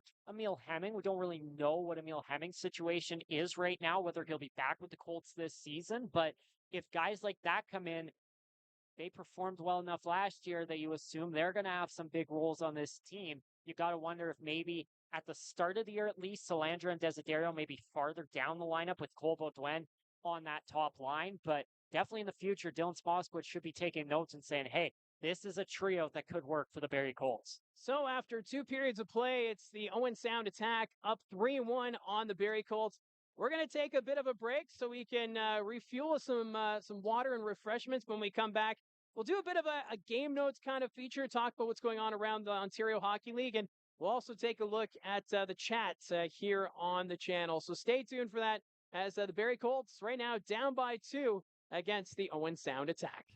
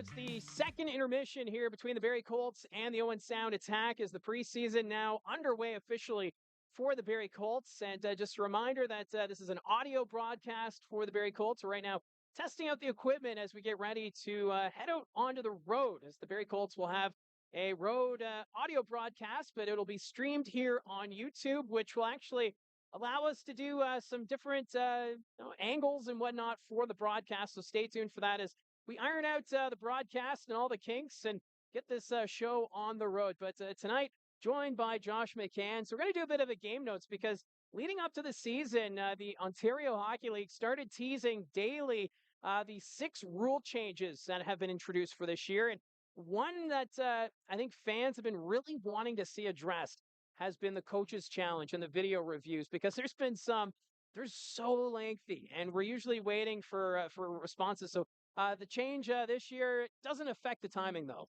No, there's a few different changes coming to review. There is an increase in what you can review, and there's also an increase in kind of the OHL's availability to get a correct call with some of the technology they're using. Looking here at the expanded coaches challenge video review scenarios, scoring plays involving potential interference on the goaltender, potential offside play leading to a goal, missed game stoppage event in the offensive zone leading to a goal. So maybe a high stick played or a glove pass or a puck in the netting. We see that a lot in the NHL. That's something new for the OHL. Penalty situations for delaying a game, you can only challenge if you are assessed. So if the Barrie Colts put a puck out of play and it's not called, the Owen Sound Attack can't challenge that. If the Barrie Colts put a puck out of play, they don't feel they put out of play, they can say, hey, we want to challenge that. We think it was tipped, and that could lead to some more reviewed calls. An unsuccessful coach's challenge in any of those scenarios where the original call is not overturned will result in a minor penalty for delaying a game. In the final minute of regulation and throughout overtime, video goal judge will initiate review of any scenario. So it doesn't matter. You don't have to challenge come that point.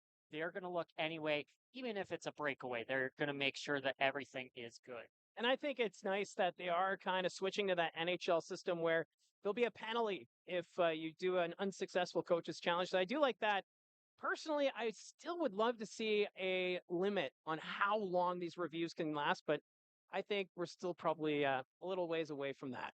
Yeah, and good news too, though, is as I mentioned, there is the opportunity to, for these reviews, there's going to be 7 different angles, I believe, where you can, where the OHL is going to be able to look, and there are cameras installed in all the OHL rinks. So every team in every arena is going to have this. And what it's supposed to do is basically help make sure the OHL is making the correct call and not missing something from cameras that they were using in the past. Yeah, and then a couple of the other rule changes that they've introduced. I know the ice scrape for the shootout is no longer going to take place, so the Zambonis won't come on the ice any longer for a shootout. They'll just have the ice crew shovel out the crease to get rid of the excess snow. So a bit of a small change there. Maybe the game could be a little faster.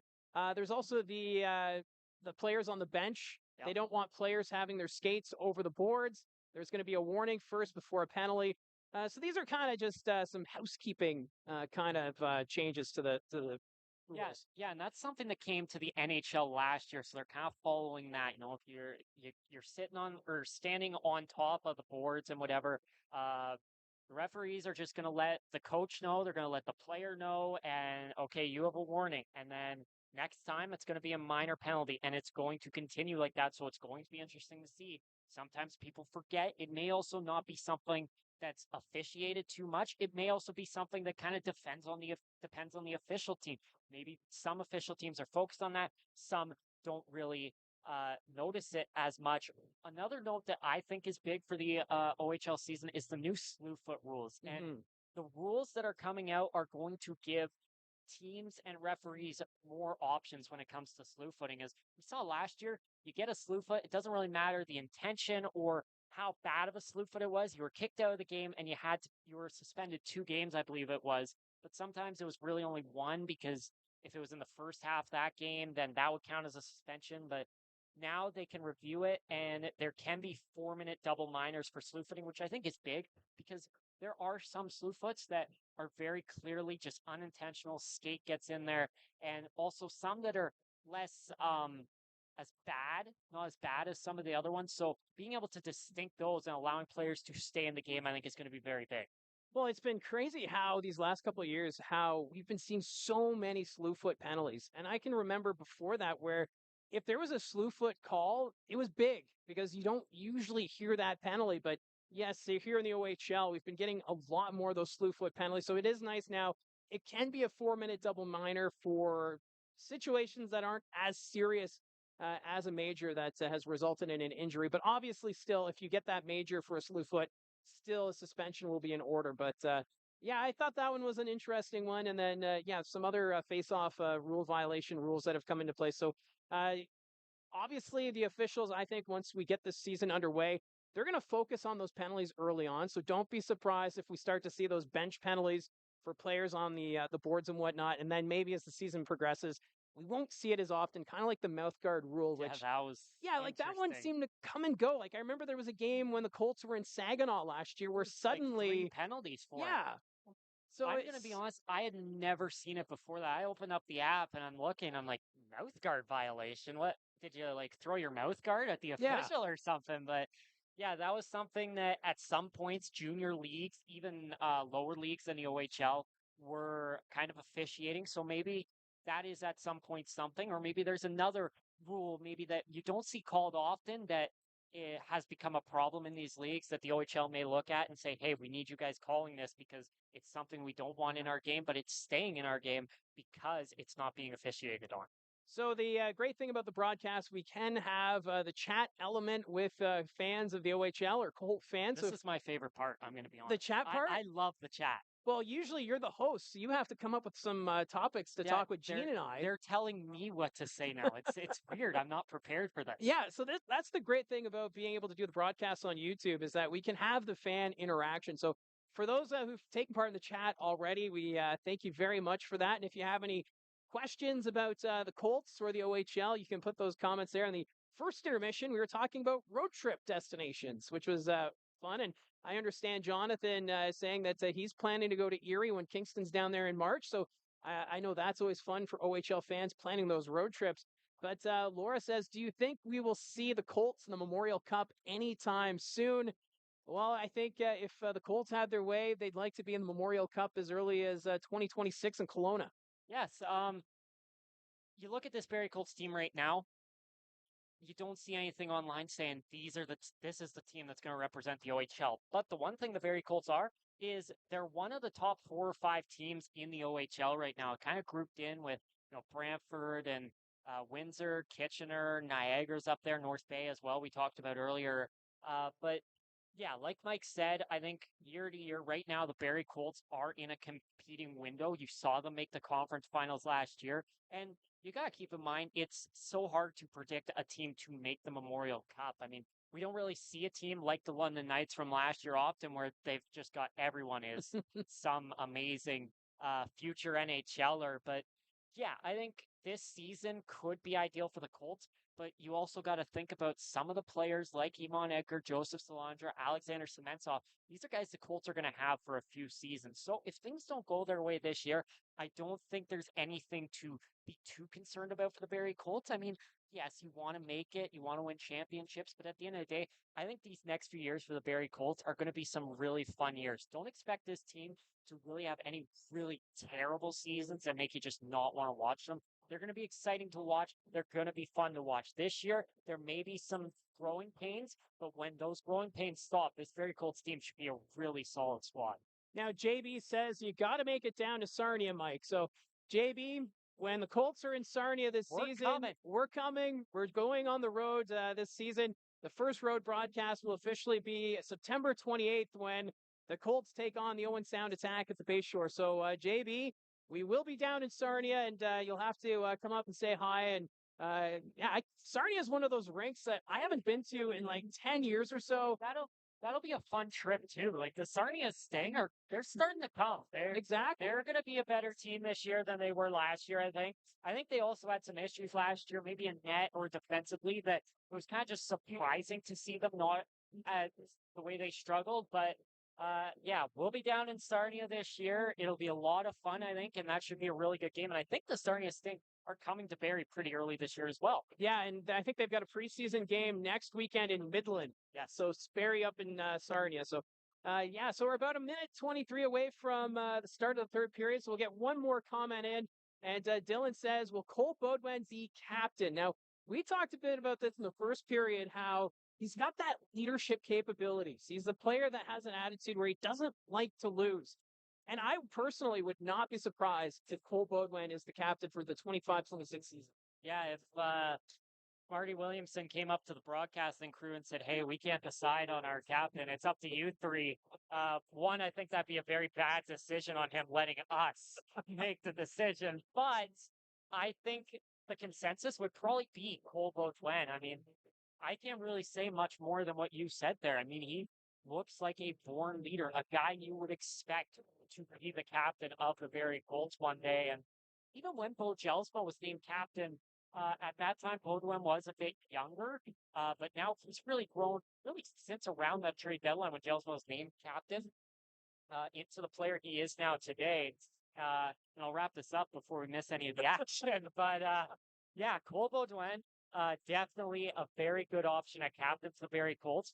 I wouldn't say it's set in stone. You've got some other guys like Kayshawn H that have been here for a few years. But right now, if I was a betting man, I'd say for Cole Baudouin would be my choice as captain of Barrie Colts. Yeah, you can't go wrong with a player like Cole Baudouin and just what he does for this team, both on and off the ice. Off the ice, I understand he's a fitness machine, and a great example for especially the young players on this team. Is the third period now underway? The Colts on the power play for another 15 seconds as Edgar, they'll skate this one ahead. One player was offside, so he had to make a move. Now sends that one back into the Owen Sound zone. Puck's in front. Loose puck. Fanning on it there was Sementsov, and then puck bouncing.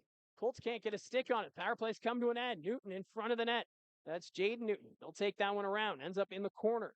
He's got Bedkowski on him, trying to go in front. Loose puck, and that goes through the blue paint. Colts getting around the net, but Carter George, he's had the upper hand here tonight, just giving up one goal on 27 shots from the Barrie Colts.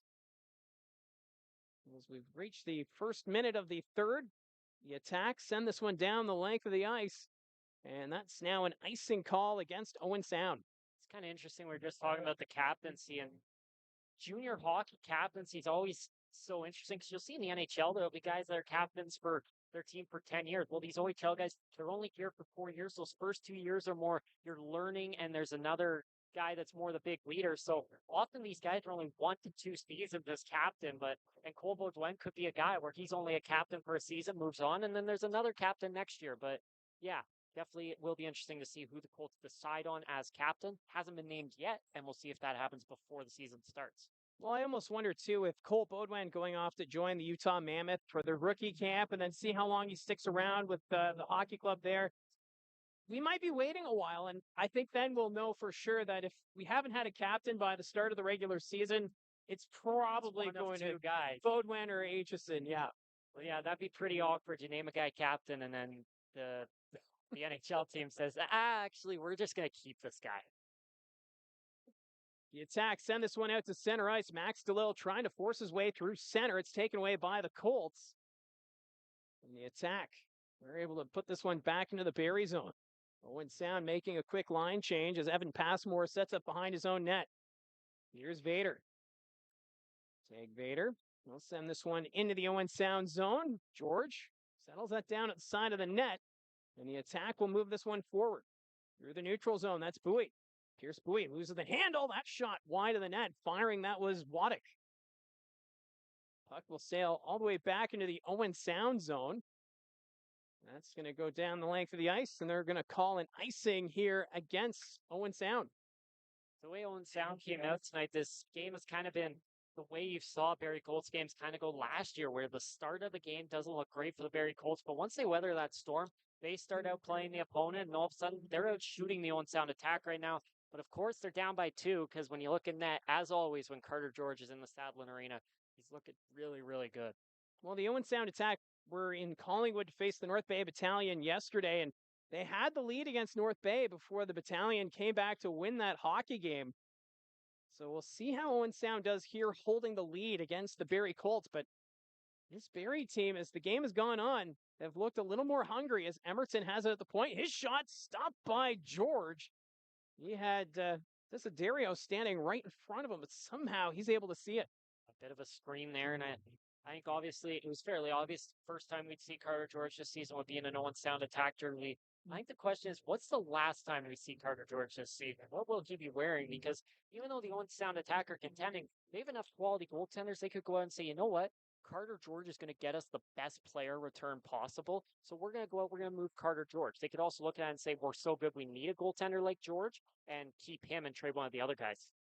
Well, that's just it. Dale DeGray has some big questions to answer here for the Attack, as Carter George will be heading off to the Los Angeles Kings training camp soon. But for Owen Sound, the question is, do you go for it this year or do you wait until the 26-27 campaign? And when you've got a guy like Bennett or Kaprowski who are that much older and have that much more experience? Well, the question, though, too, is Pierce Bowie sticking around? Are these guys going to stick around? Because you don't want to say, okay, we're going to punt on this year, we're going to contend next year, as that puck goes out of play by Emerton on the one-timer. And then all of a sudden you get to next year and you're like, okay, we got these two goalies. And then Pierce Bowie walks in the door and says, hey, I'm heading to Penn State, so see you guys later. And that's what's really making it such a fascinating landscape right now in junior hockey is players' decisions. Like, they've got the right to choose where they want to play, but as an organization now, it's going to be that much harder to try and figure out when is your window of opportunity to contend. You're going to have to take risks. The Attack get the puck deep into the Barrie Colts zone as Emerton will pass it up to Desiderio. That's taken away by Nancy. Nancy settles it down in front of the Colts bench, passing that one ahead. There's the shot, stopped by Bach. Firing that one was Sikora. Desiderio picking it up for the Colts. Salandra reaches center ice. He's going to dump it in, goes off for a change. As we're past the 3-minute mark of the third period.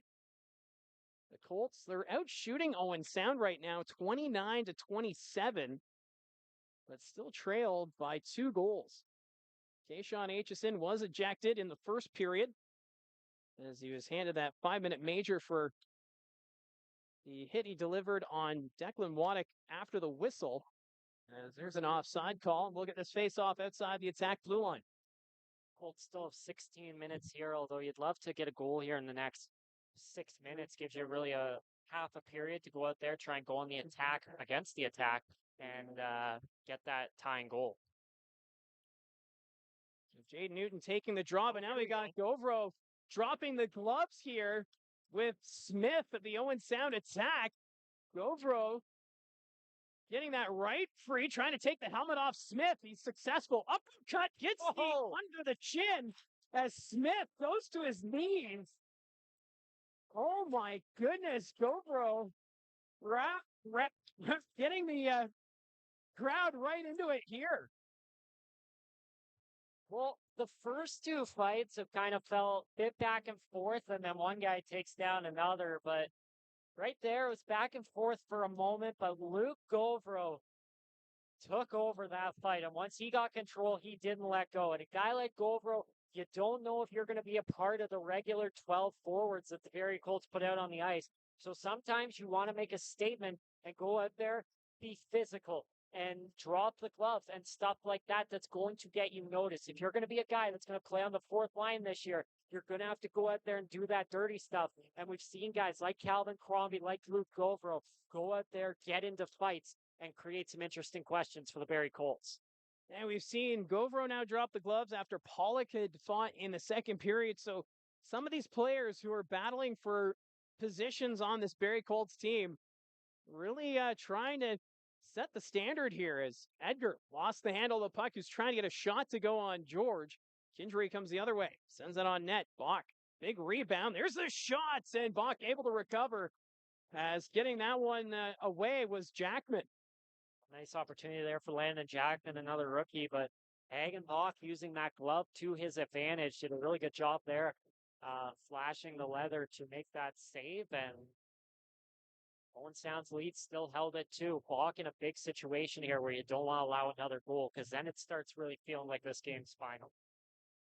Well, especially when you give up such a big rebound like that, Bach able to recover as Jackman getting a good shot to go, but Bach with a save. Another chance for the Attack, but Max DeLille denied by the Colts goaltender.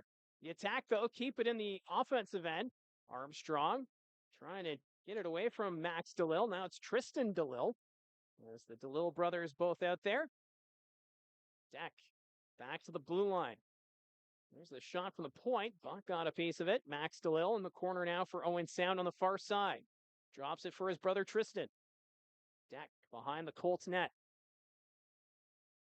Holding on to it. He'll skate to the half boards. Back to the blue line. There's the shot deflected. Bouncing and scores. That one went off Tristan DeLille in front as Bach not able to recover. And the Attack, they now have a 4-1 lead. Second of the night there for Tristan DeLille, and just gave a little slap with his stick there to Andre Gooden as he was coming on the ice. And a bit of an awkward one there as Ethan Armstrong and DeLille were tied up a bit out in the middle of the zone, and it just chipped on net, and Bach didn't have time to get over and grab it. And like we said about not wanting to allow another goal here, the Owen Sound Attack now find themselves with a 3-goal lead and a bit of momentum as they're now out shooting the Colts 32-29. Yeah, it was just Munnings at the point, just firing it towards the net, and it was bouncing around on all the players in front of Bach, and this Tristan DeLille get the last of it as he has a second of the night. Gooden now picking up speed for the Colts, goes to Baudouin. Baudouin toe drag, his shot blocked by Banks. Here's Vader, keeping it down low. Gooden behind the Owen Sound net. On his backhand, sends it back to Vader, but that's taken away, and the Attack sent it down ice. That was Waddick who disrupted that pass, but ends up sending it too far, and it's now an icing call against Owen Sound. Bit of a different look here for the Colts. Calvin Crombie and Andre Gooden on Cole Baudouin's wing here, and those are two more guys you want to get a decent look at here in the preseason. You don't really know much about. Crombie's obviously played in the OHL, but hasn't played for you yet. So again, another two guys that Barrie Colts don't really know where they're going to fit in the puzzle yet, but getting an opportunity on that top line with Cole Baudouin here tonight. Yeah, Dylan Smoskowitz, the head coach, mixing things up just to see what kind of chemistry they can deliver. We saw Baudouin and Salandra working well in the first and second period, so Gooden had a pretty good game here tonight. The speedy forward. Right now, the Attack able to get this one out of the zone. It's just inside the blue line. Roy sending that one ahead. Owen Sound getting it back into the Colt zone where Vader is there to collect it. Up the boards, Crombie leaves it for Baudouin. Cole Baudouin cuts to the middle through the neutral zone. Enters the attacking end. Cole Baudouin, momentum around the net, stays with it. Does a lap, decides to pass, but that's picked off. Good stick work there as Sikora skates it ahead. Nicholas Sikora back behind the Colts net. He's going to do a lap in the Barrie zone, but his pass off the skate of Baudouin. Cole Baudouin looking around. That pass was blocked by Sikora. Now he'll send that one deep. Munnings facing pressure there from Desiderio. Desiderio, he's taken down. Nancy sends it across. Armstrong knocked that one out of the air at center ice, but it's the Attack with possession once again. Deck, he's taking it to the board. Sikora keeps it in. Nancy out of the corner, cuts in front. His shot stopped by Bach. Puck's in the air, and Armstrong knocked that to the corner. Nancy comes off the boards, passing that one back. Banks facing some pressure, takes the shot, hits the crowd in front, ends up back behind the Colts net. Edgar sends that one forward, deflected, so no icing. Roy will come back to play it. Blue line, here's Harry Nancy. Nancy passing this one ahead. Deck trying to pass it, but that was blocked by Vader. Nancy gets it again. Being held up there. Was getting that free arm was Emerton. No penalty. Play continues. Edgar taking it back behind his own net. Giving this one to Vader. Vader will flip this one in the air. That's going to bounce back into the Owen Sound zone. Both teams will make changes. Ahead, Kindry. Passing that one ahead. There's the shot. That goes wide. Firing that was Jackman. Starting to see a little more of the fourth line here, the Owen Sound attack, as Kindry chips that one deep. No icing. Jackman sets up Micus. Kindry had his stick lifted. Bedkowski at the point. Looks to the net. Pulled back track into the half boards. Back to the blue line is Bedkowski still, the former Oshawa General. Part of that big Colby Barlow trade last year as Passmore delivers the hit. Bedkowski still has it. Now he'll pass it back. Munnings puts that one across, was trying to get Micus to tip it. But now the Colts get it out. That's center ice. Jaden Newton collecting it now for the Colts. Newton trying to protect that puck, falls in the corner, and the attack will take it away. And then Nolan Newton with the hit. The Owen Sound attack will send this one down the ice. No icing, so Vader will come back to play it. Trying that quick long pass that's kicked ahead. Stewart after it. Roy, though, finds it for Owen Sound. And now we're going to get a whistle for a glove-to-head pass as we're down to 11:32 remaining here in the third period. The Owen Sound attack right now up 4-1 here on the Barrie Colts. Yeah, Owen Sound's kind of taking things over a bit here in the third period, especially after that last goal. Saw Bodie Stewart going on the ice this year, or right there, and I kind of have an opinion of Bodie Stewart for this year. I think this is going to be a big year for Bodie Stewart. I think he's a guy that came in last year. At one point, he was leading the Colts in points a few games into the year, but he only had assists. He had like 12 assists, no goals. It was really interesting, but I think Stewart's a guy that could step up for the Barrie Colts. I think they maybe expected when they got him to be more kind of like a Riley Patterson type player, but he's been more of a third line guy. And I think Bodie Stewart could have a really big year. This is a big year for him if he wants to take that next step into an NHL contract. Seeing guys around him like Colbo Doyle and Riley Patterson get drafted, maybe he steps up this year and earns himself an NHL contract. Well, I'm trying to remember. I did an interview with Bodie Stewart early last season when he was doing all those assists, and I'm pretty sure the team was calling him Apples. I think that became his nickname there for a bit, but still, Bodie Stewart, one of those veteran players you'll want to see take that next step if the Barrie Colts are going to be a contender in the Central Division. As Sikora goes to the net, lost the handle. Max DeLille couldn't get to it in time. Puck goes behind the Colts net. Tristan DeLille, his pass knocked away. We got a penalty call coming. It's going against the attack. Gooden sending that one down low.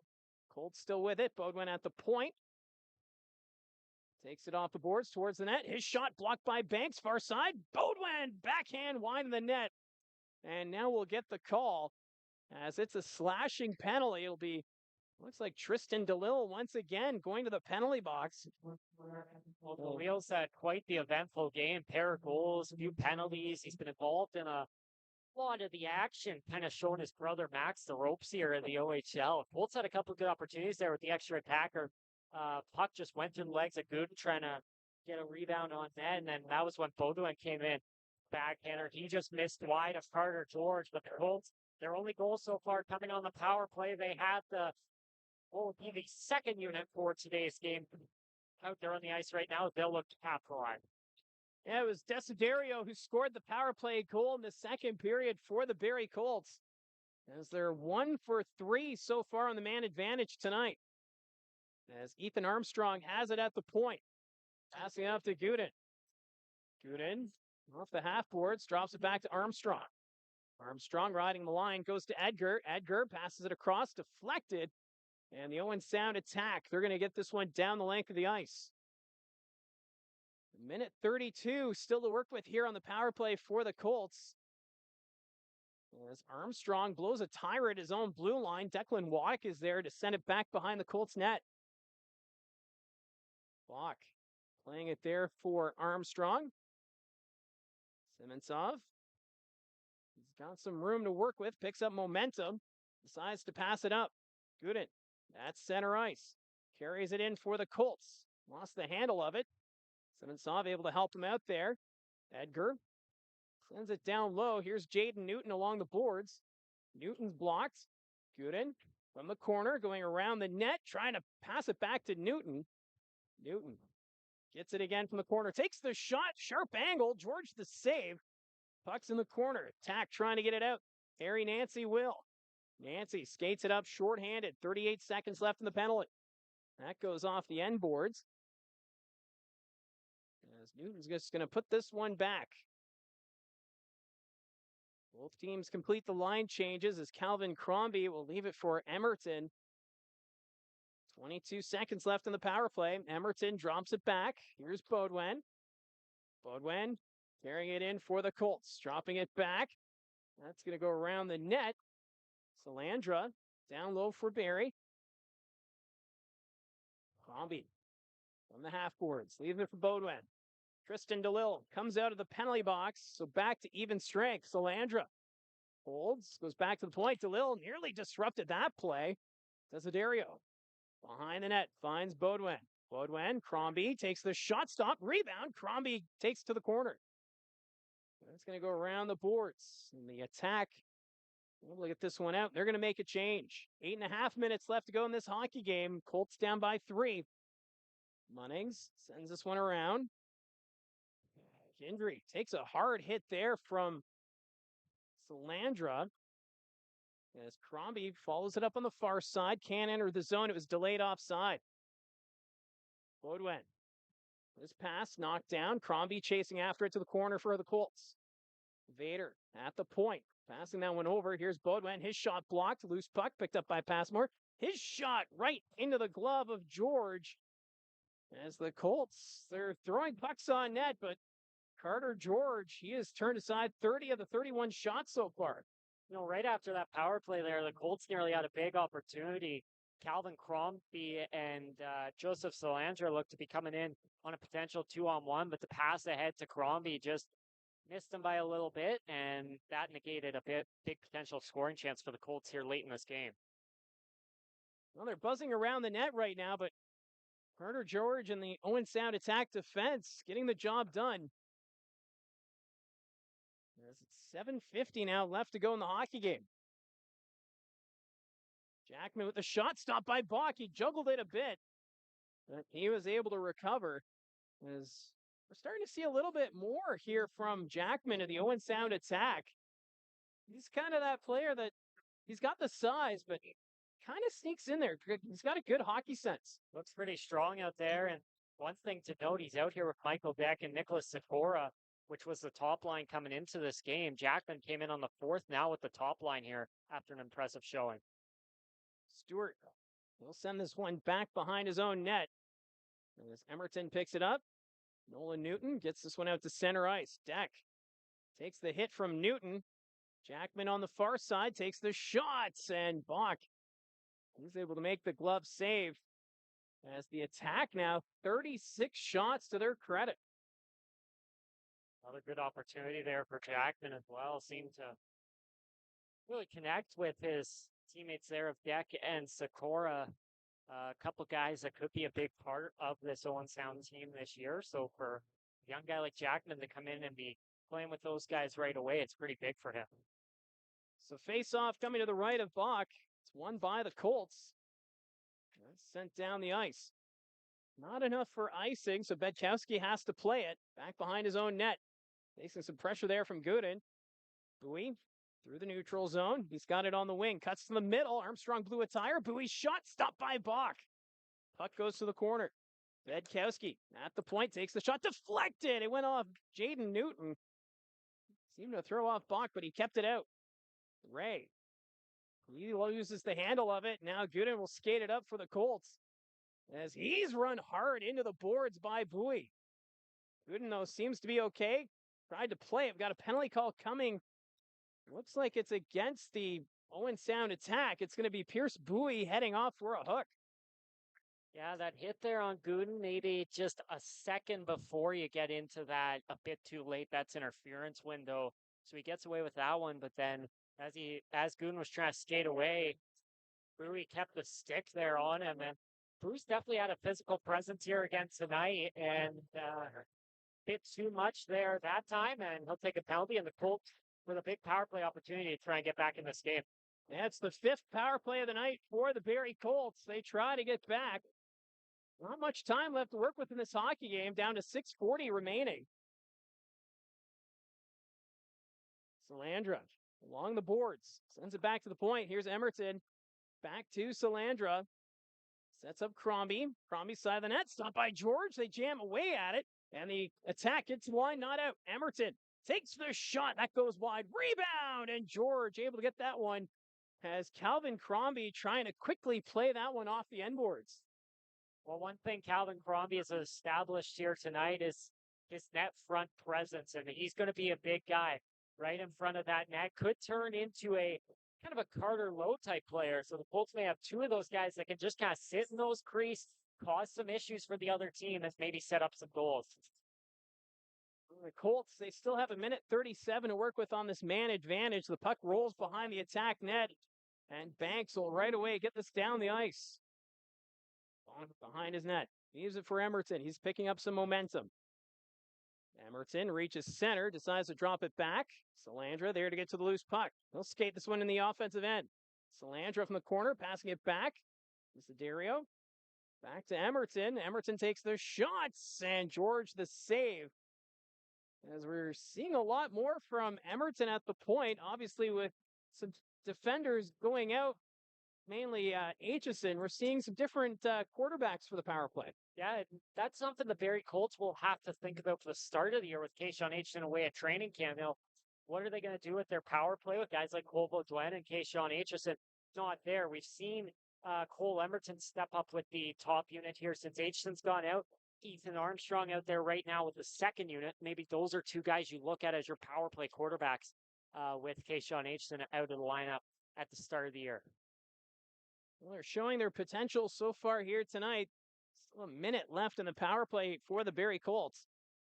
As Armstrong skates this one up, reaches center, dropping it back. Semensov enters the zone, but that's going to be an offside call against the Colts. Pushing and shoving after the fact, but nothing will come of that. David Betkowski's been another guy that's been pretty physical on the Owen Sound's side of things, and that's something that Owen Sound does have, is a pretty physical presence, you know, and something we could see going into the season this year, where they're a team that's going to be very physical with you, and you may not, even when you come away with wins, you may still have a frustrating game against them. Colts send this one deep. George out of his net to play it. He'll do it himself, clearing the zone. Looked like he was taking a look to see if there's an empty net. Armstrong passing that one up to Jaden Newton. Newton at the center line, surrounded by a pair of red sweaters. That's sent right back into the Colts zone as this power play slowly coming to an end. 5 minutes left to go in the third period. Semensov reaches center ice. He'll send that one deep. Banks gets it off the end board. Semensov takes it away for the Colts. Back to the point. There's the shot deflected, and that one right into the glove of Carter George. It sometimes seems like he's got a magnet in his glove. Good opportunity there for the Colts as well, and a couple deflections. So George being able to weather that storm and get the puck there is pretty impressive as well. Colts have 4 seconds here, which is kind of big, because if it's 4 seconds later, it's 5-on-5 in the zone. Well, now you got 5-on-4 for a tiny bit of time. It'll take a bit for that guy to get back. The Attack win the faceoff. They'll move it around, so the power play has come to an end as Waddick sets up Bowie. Waddick gets it again. There's the shot. It's blocked. Puck goes to the corner. Passmore sending it over to Vader. Vader had his pocket picked by Waddick. Waddick, though, fanned on the pass attempt. Bowie back behind the net, takes the hit from Passmore. Colts with possession. As that's going to reach center ice. Doesn't go too far, as Roy will just put it right back into the Barrie zone. As the Owen Sound Attack right now quite content to let this clock run out. Bedkowski backtracking. Munnings passes that one forward. Passmore takes down his man. That was Ray. Mason Ray gets it again. Owen Sound with possession. Nancy coming off the bench. Nancy into the offensive end, trying to cut to the middle. That's taken away by Gooden. Nancy, though, gets it right back. Bedkowski off the boards. Takes the shot. That's blocked, rolling towards the net. Vader trying to get a stick on it. Owen Sound with it. Shot off the post. What a shot from Mason Ray. It was off the post and out right away. Max DeLille, his shot deflected. And that's going to go down the length of the ice. Colts make a change. Far side, that's Max DeLille. He's going to put this one into the Barrie Colts zone. Back behind the net. Emerton lost the handle of it. Zario trying to play it here for the Colts in a battle with Max DeLille.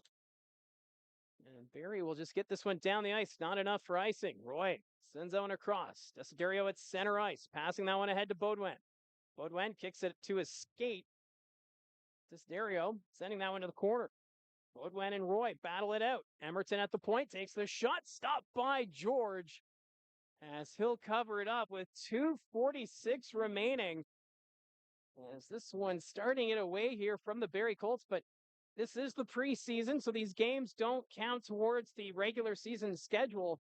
So for Dylan Smoskowitz, there are some positives to take away from this game. I was just going to say that. I mean, there have been some younger guys that you didn't know much about coming into today.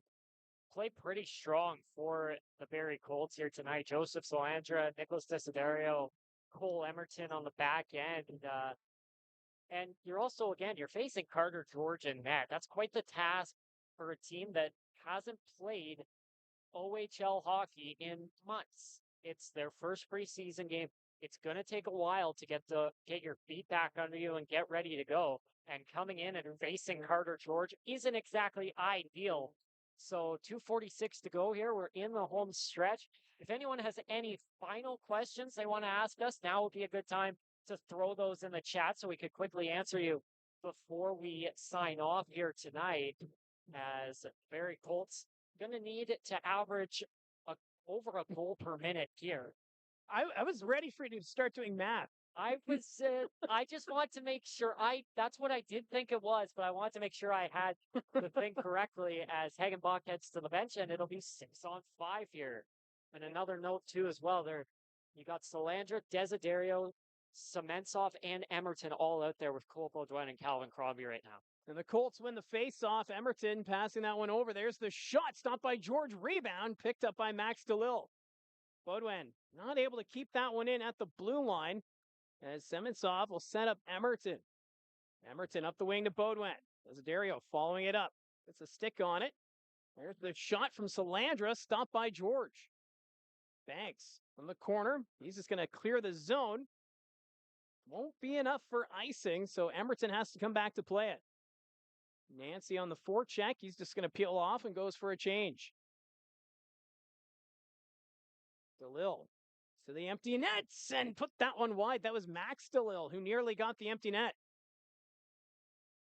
Does it count as a hat trick if two brothers combine for 3 goals? That's a great question.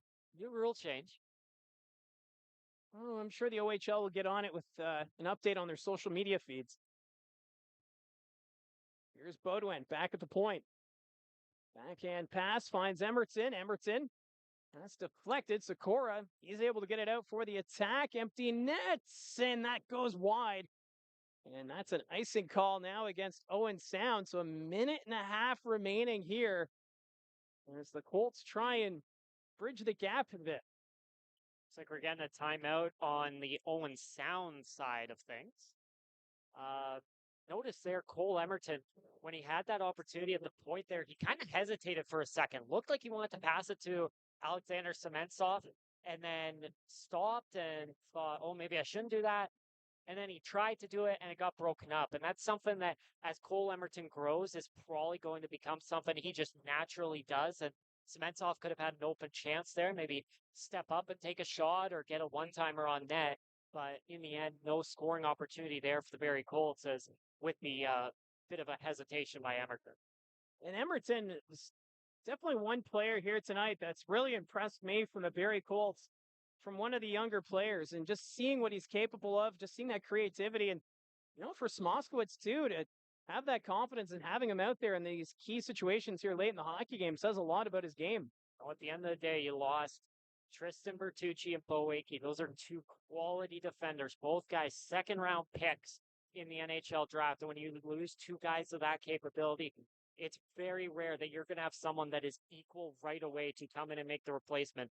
But I think the hope is in the Barrie Colts organization that guys like Cole Emerton and Vader and Noah Barton and Pollock could eventually become Bo Akey's and Tristan Bertucci's. So the Attack, once again, send it down the length of the ice, but it won't be icing this time. As Armstrong forced to play it, back from his own net is Semensov, up to Newton. Newton couldn't get a stick on it. Puck goes deep. Munnings. He's taken into the boards by Semensov. Attack, moving it up. That's blocked on the far side by Armstrong. As the Colts keep it deep in the Owen Sound zone, but we're now in the final minute of the third period. Nolan Newton, though, turns it over. Empty nets, and that goes right down the middle as Nicholas Sikora gets his first goal of the game. Well, first goal for Sikora in the OHL. Not the official first goal. We got to wait for the regular season for that to come. But like we said earlier, that's a guy that's going to make or break the Owen Sound season. Guys like him and Zareski and Bowie. Zareski and Bowie have already played in the OHL, but Sikora's a guy that has played in the USHL. If those guys can take that next step forward, all of a sudden you have a really strong squad here in Owen Sound. There's a lot of potential with this Owen Sound Attack team. From the net out, a lot of exciting young talent when you've got the likes of Nicholas Sikora and Max DeLille. And the Barrie Colts, they're going to see the Owen Sound Attack again one more time before the end of the preseason. That'll be in Grey County. I believe it's going to be in Port Elgin, if I'm not mistaken, if that's where the game's going to be. Because obviously the Bayshore undergoing renovation, so the Attack not able to be in their home barn right now, but these two teams will meet once again before they meet to start the regular season. Emerton takes it back behind his own net. He'll send it up to Desiderio. Max DeLille took a whack at it, but that will do it as time runs out as the Owen Sound Attack pull off the 5-1 victory over the Barrie Colts. But what a game it was here tonight, being able to see what is in store for this Barrie Colts team. Obviously, it's the first preseason game. You're going to still get a lot of the systems figured out, but you got to be pretty impressed with a lot of the young talent on this team. Yeah, exactly. For both sides, really. And even here in the commentating booth, I mean, we were going through our problems, and I think we put out a pretty solid job here tonight. But yeah, for both teams who look, and there's just not only young guys, but notable young guys. These are guys that are going to be pretty strong players going forward. I guess you shouldn't say because you never really know with any of these players, but there's a lot of guys that these teams really feel are going to be good players. We saw Landon Jackman tonight on Owen Sound. He looked like a really strong player. Nicholas Sikora just got an empty net goal. Max DeLille did a pretty solid job beside Tristan DeLille. David Benkowski's a guy. He's a bit older. Same with Tristan DeLille. Two guys involved in that Colby Barlow trade last year. They're hoping they take steps forward. The two backups in it, Bennett and Kaprowski, those are two guys you want to look to see if they can take a step forward to join Carter George, as unfortunately in junior hockey, Carter George can't stay in Owen Sound forever, so you're going to need a backup plan after him, and the Owen Sound Attack have a pretty good backup plan. Barrie on the other side, I mean, you got Eamon Edgar, you got Joseph Salandra, you got Alexander Semensov. Nicholas Desiderio looked really good tonight. William Schneid looked really good tonight. Those are two guys maybe not talked about as much as the other guys, Cole Emerton as well, but they had really impressive job tonight. So they're just announcing the 3 stars of the game here tonight. Michael Deck of the Owen Sound Attack being named the 3rd star. Carter George, the 2nd star. Are we really surprised by that performance? He seems to save his best performances here for the Sadlon Arena. And 1st star tonight, Tristan DeLille had a pair of goals here tonight. So it's a clean sweep by the Owen Sound Attack and the 3 stars, but you got to give this team credit. The Attack came in here. They lost in Collingwood yesterday against the North Bay Battalion, so they wanted to get a win here in the preseason, and they got the job done here tonight. But we also got the job done here tonight. Yes, we did. We did it. One more note on the game tonight. I do want to say, at the end of the day, the Barrie Colts lost tonight to a good team with a good goaltender. Just kind of like Owen Sound did yesterday. North Bay, pretty good. Mike McIver's back in net there, isn't he? Exactly. And he's a pretty good goaltender. So, yeah, I think both teams are looking at their losses this weekend and saying, you know what? We played a decent game. against a pretty good team. For the Barrie Colts tonight, it doesn't look close with a 5-1 loss, but you got to account for a pair of third period goals there that really put this game out of reach, including an empty netter. For the most part, through 2 periods, you thought the Colts had a chance, but at the end of the day, the Owen Sound got the job done tonight. Yeah, it was an entertaining preseason game here between the Colts and the Attack. And yeah, like Josh said, we're ironing out the kinks with the broadcast, and we're going to have another opportunity Thursday night when the Barrie Colts take on the Brampton Steelhead. So it'll be here on the channel from the booth with Mike. So if you haven't hit subscribe yet and you want to be able to follow along with the road broadcast of the Barrie Colts, hit subscribe and you'll be notified when we do have the next stream. And it's not a road game, but we'll be back here at the Sadlon Arena for puck drop 7 o'clock Thursday when the Barrie Colts take on the Brampton Steelheads. For Josh McCann, I'm Mike Poirier saying so long. Thank you for tuning in for our first test broadcast, and we'll talk to you again on Thursday.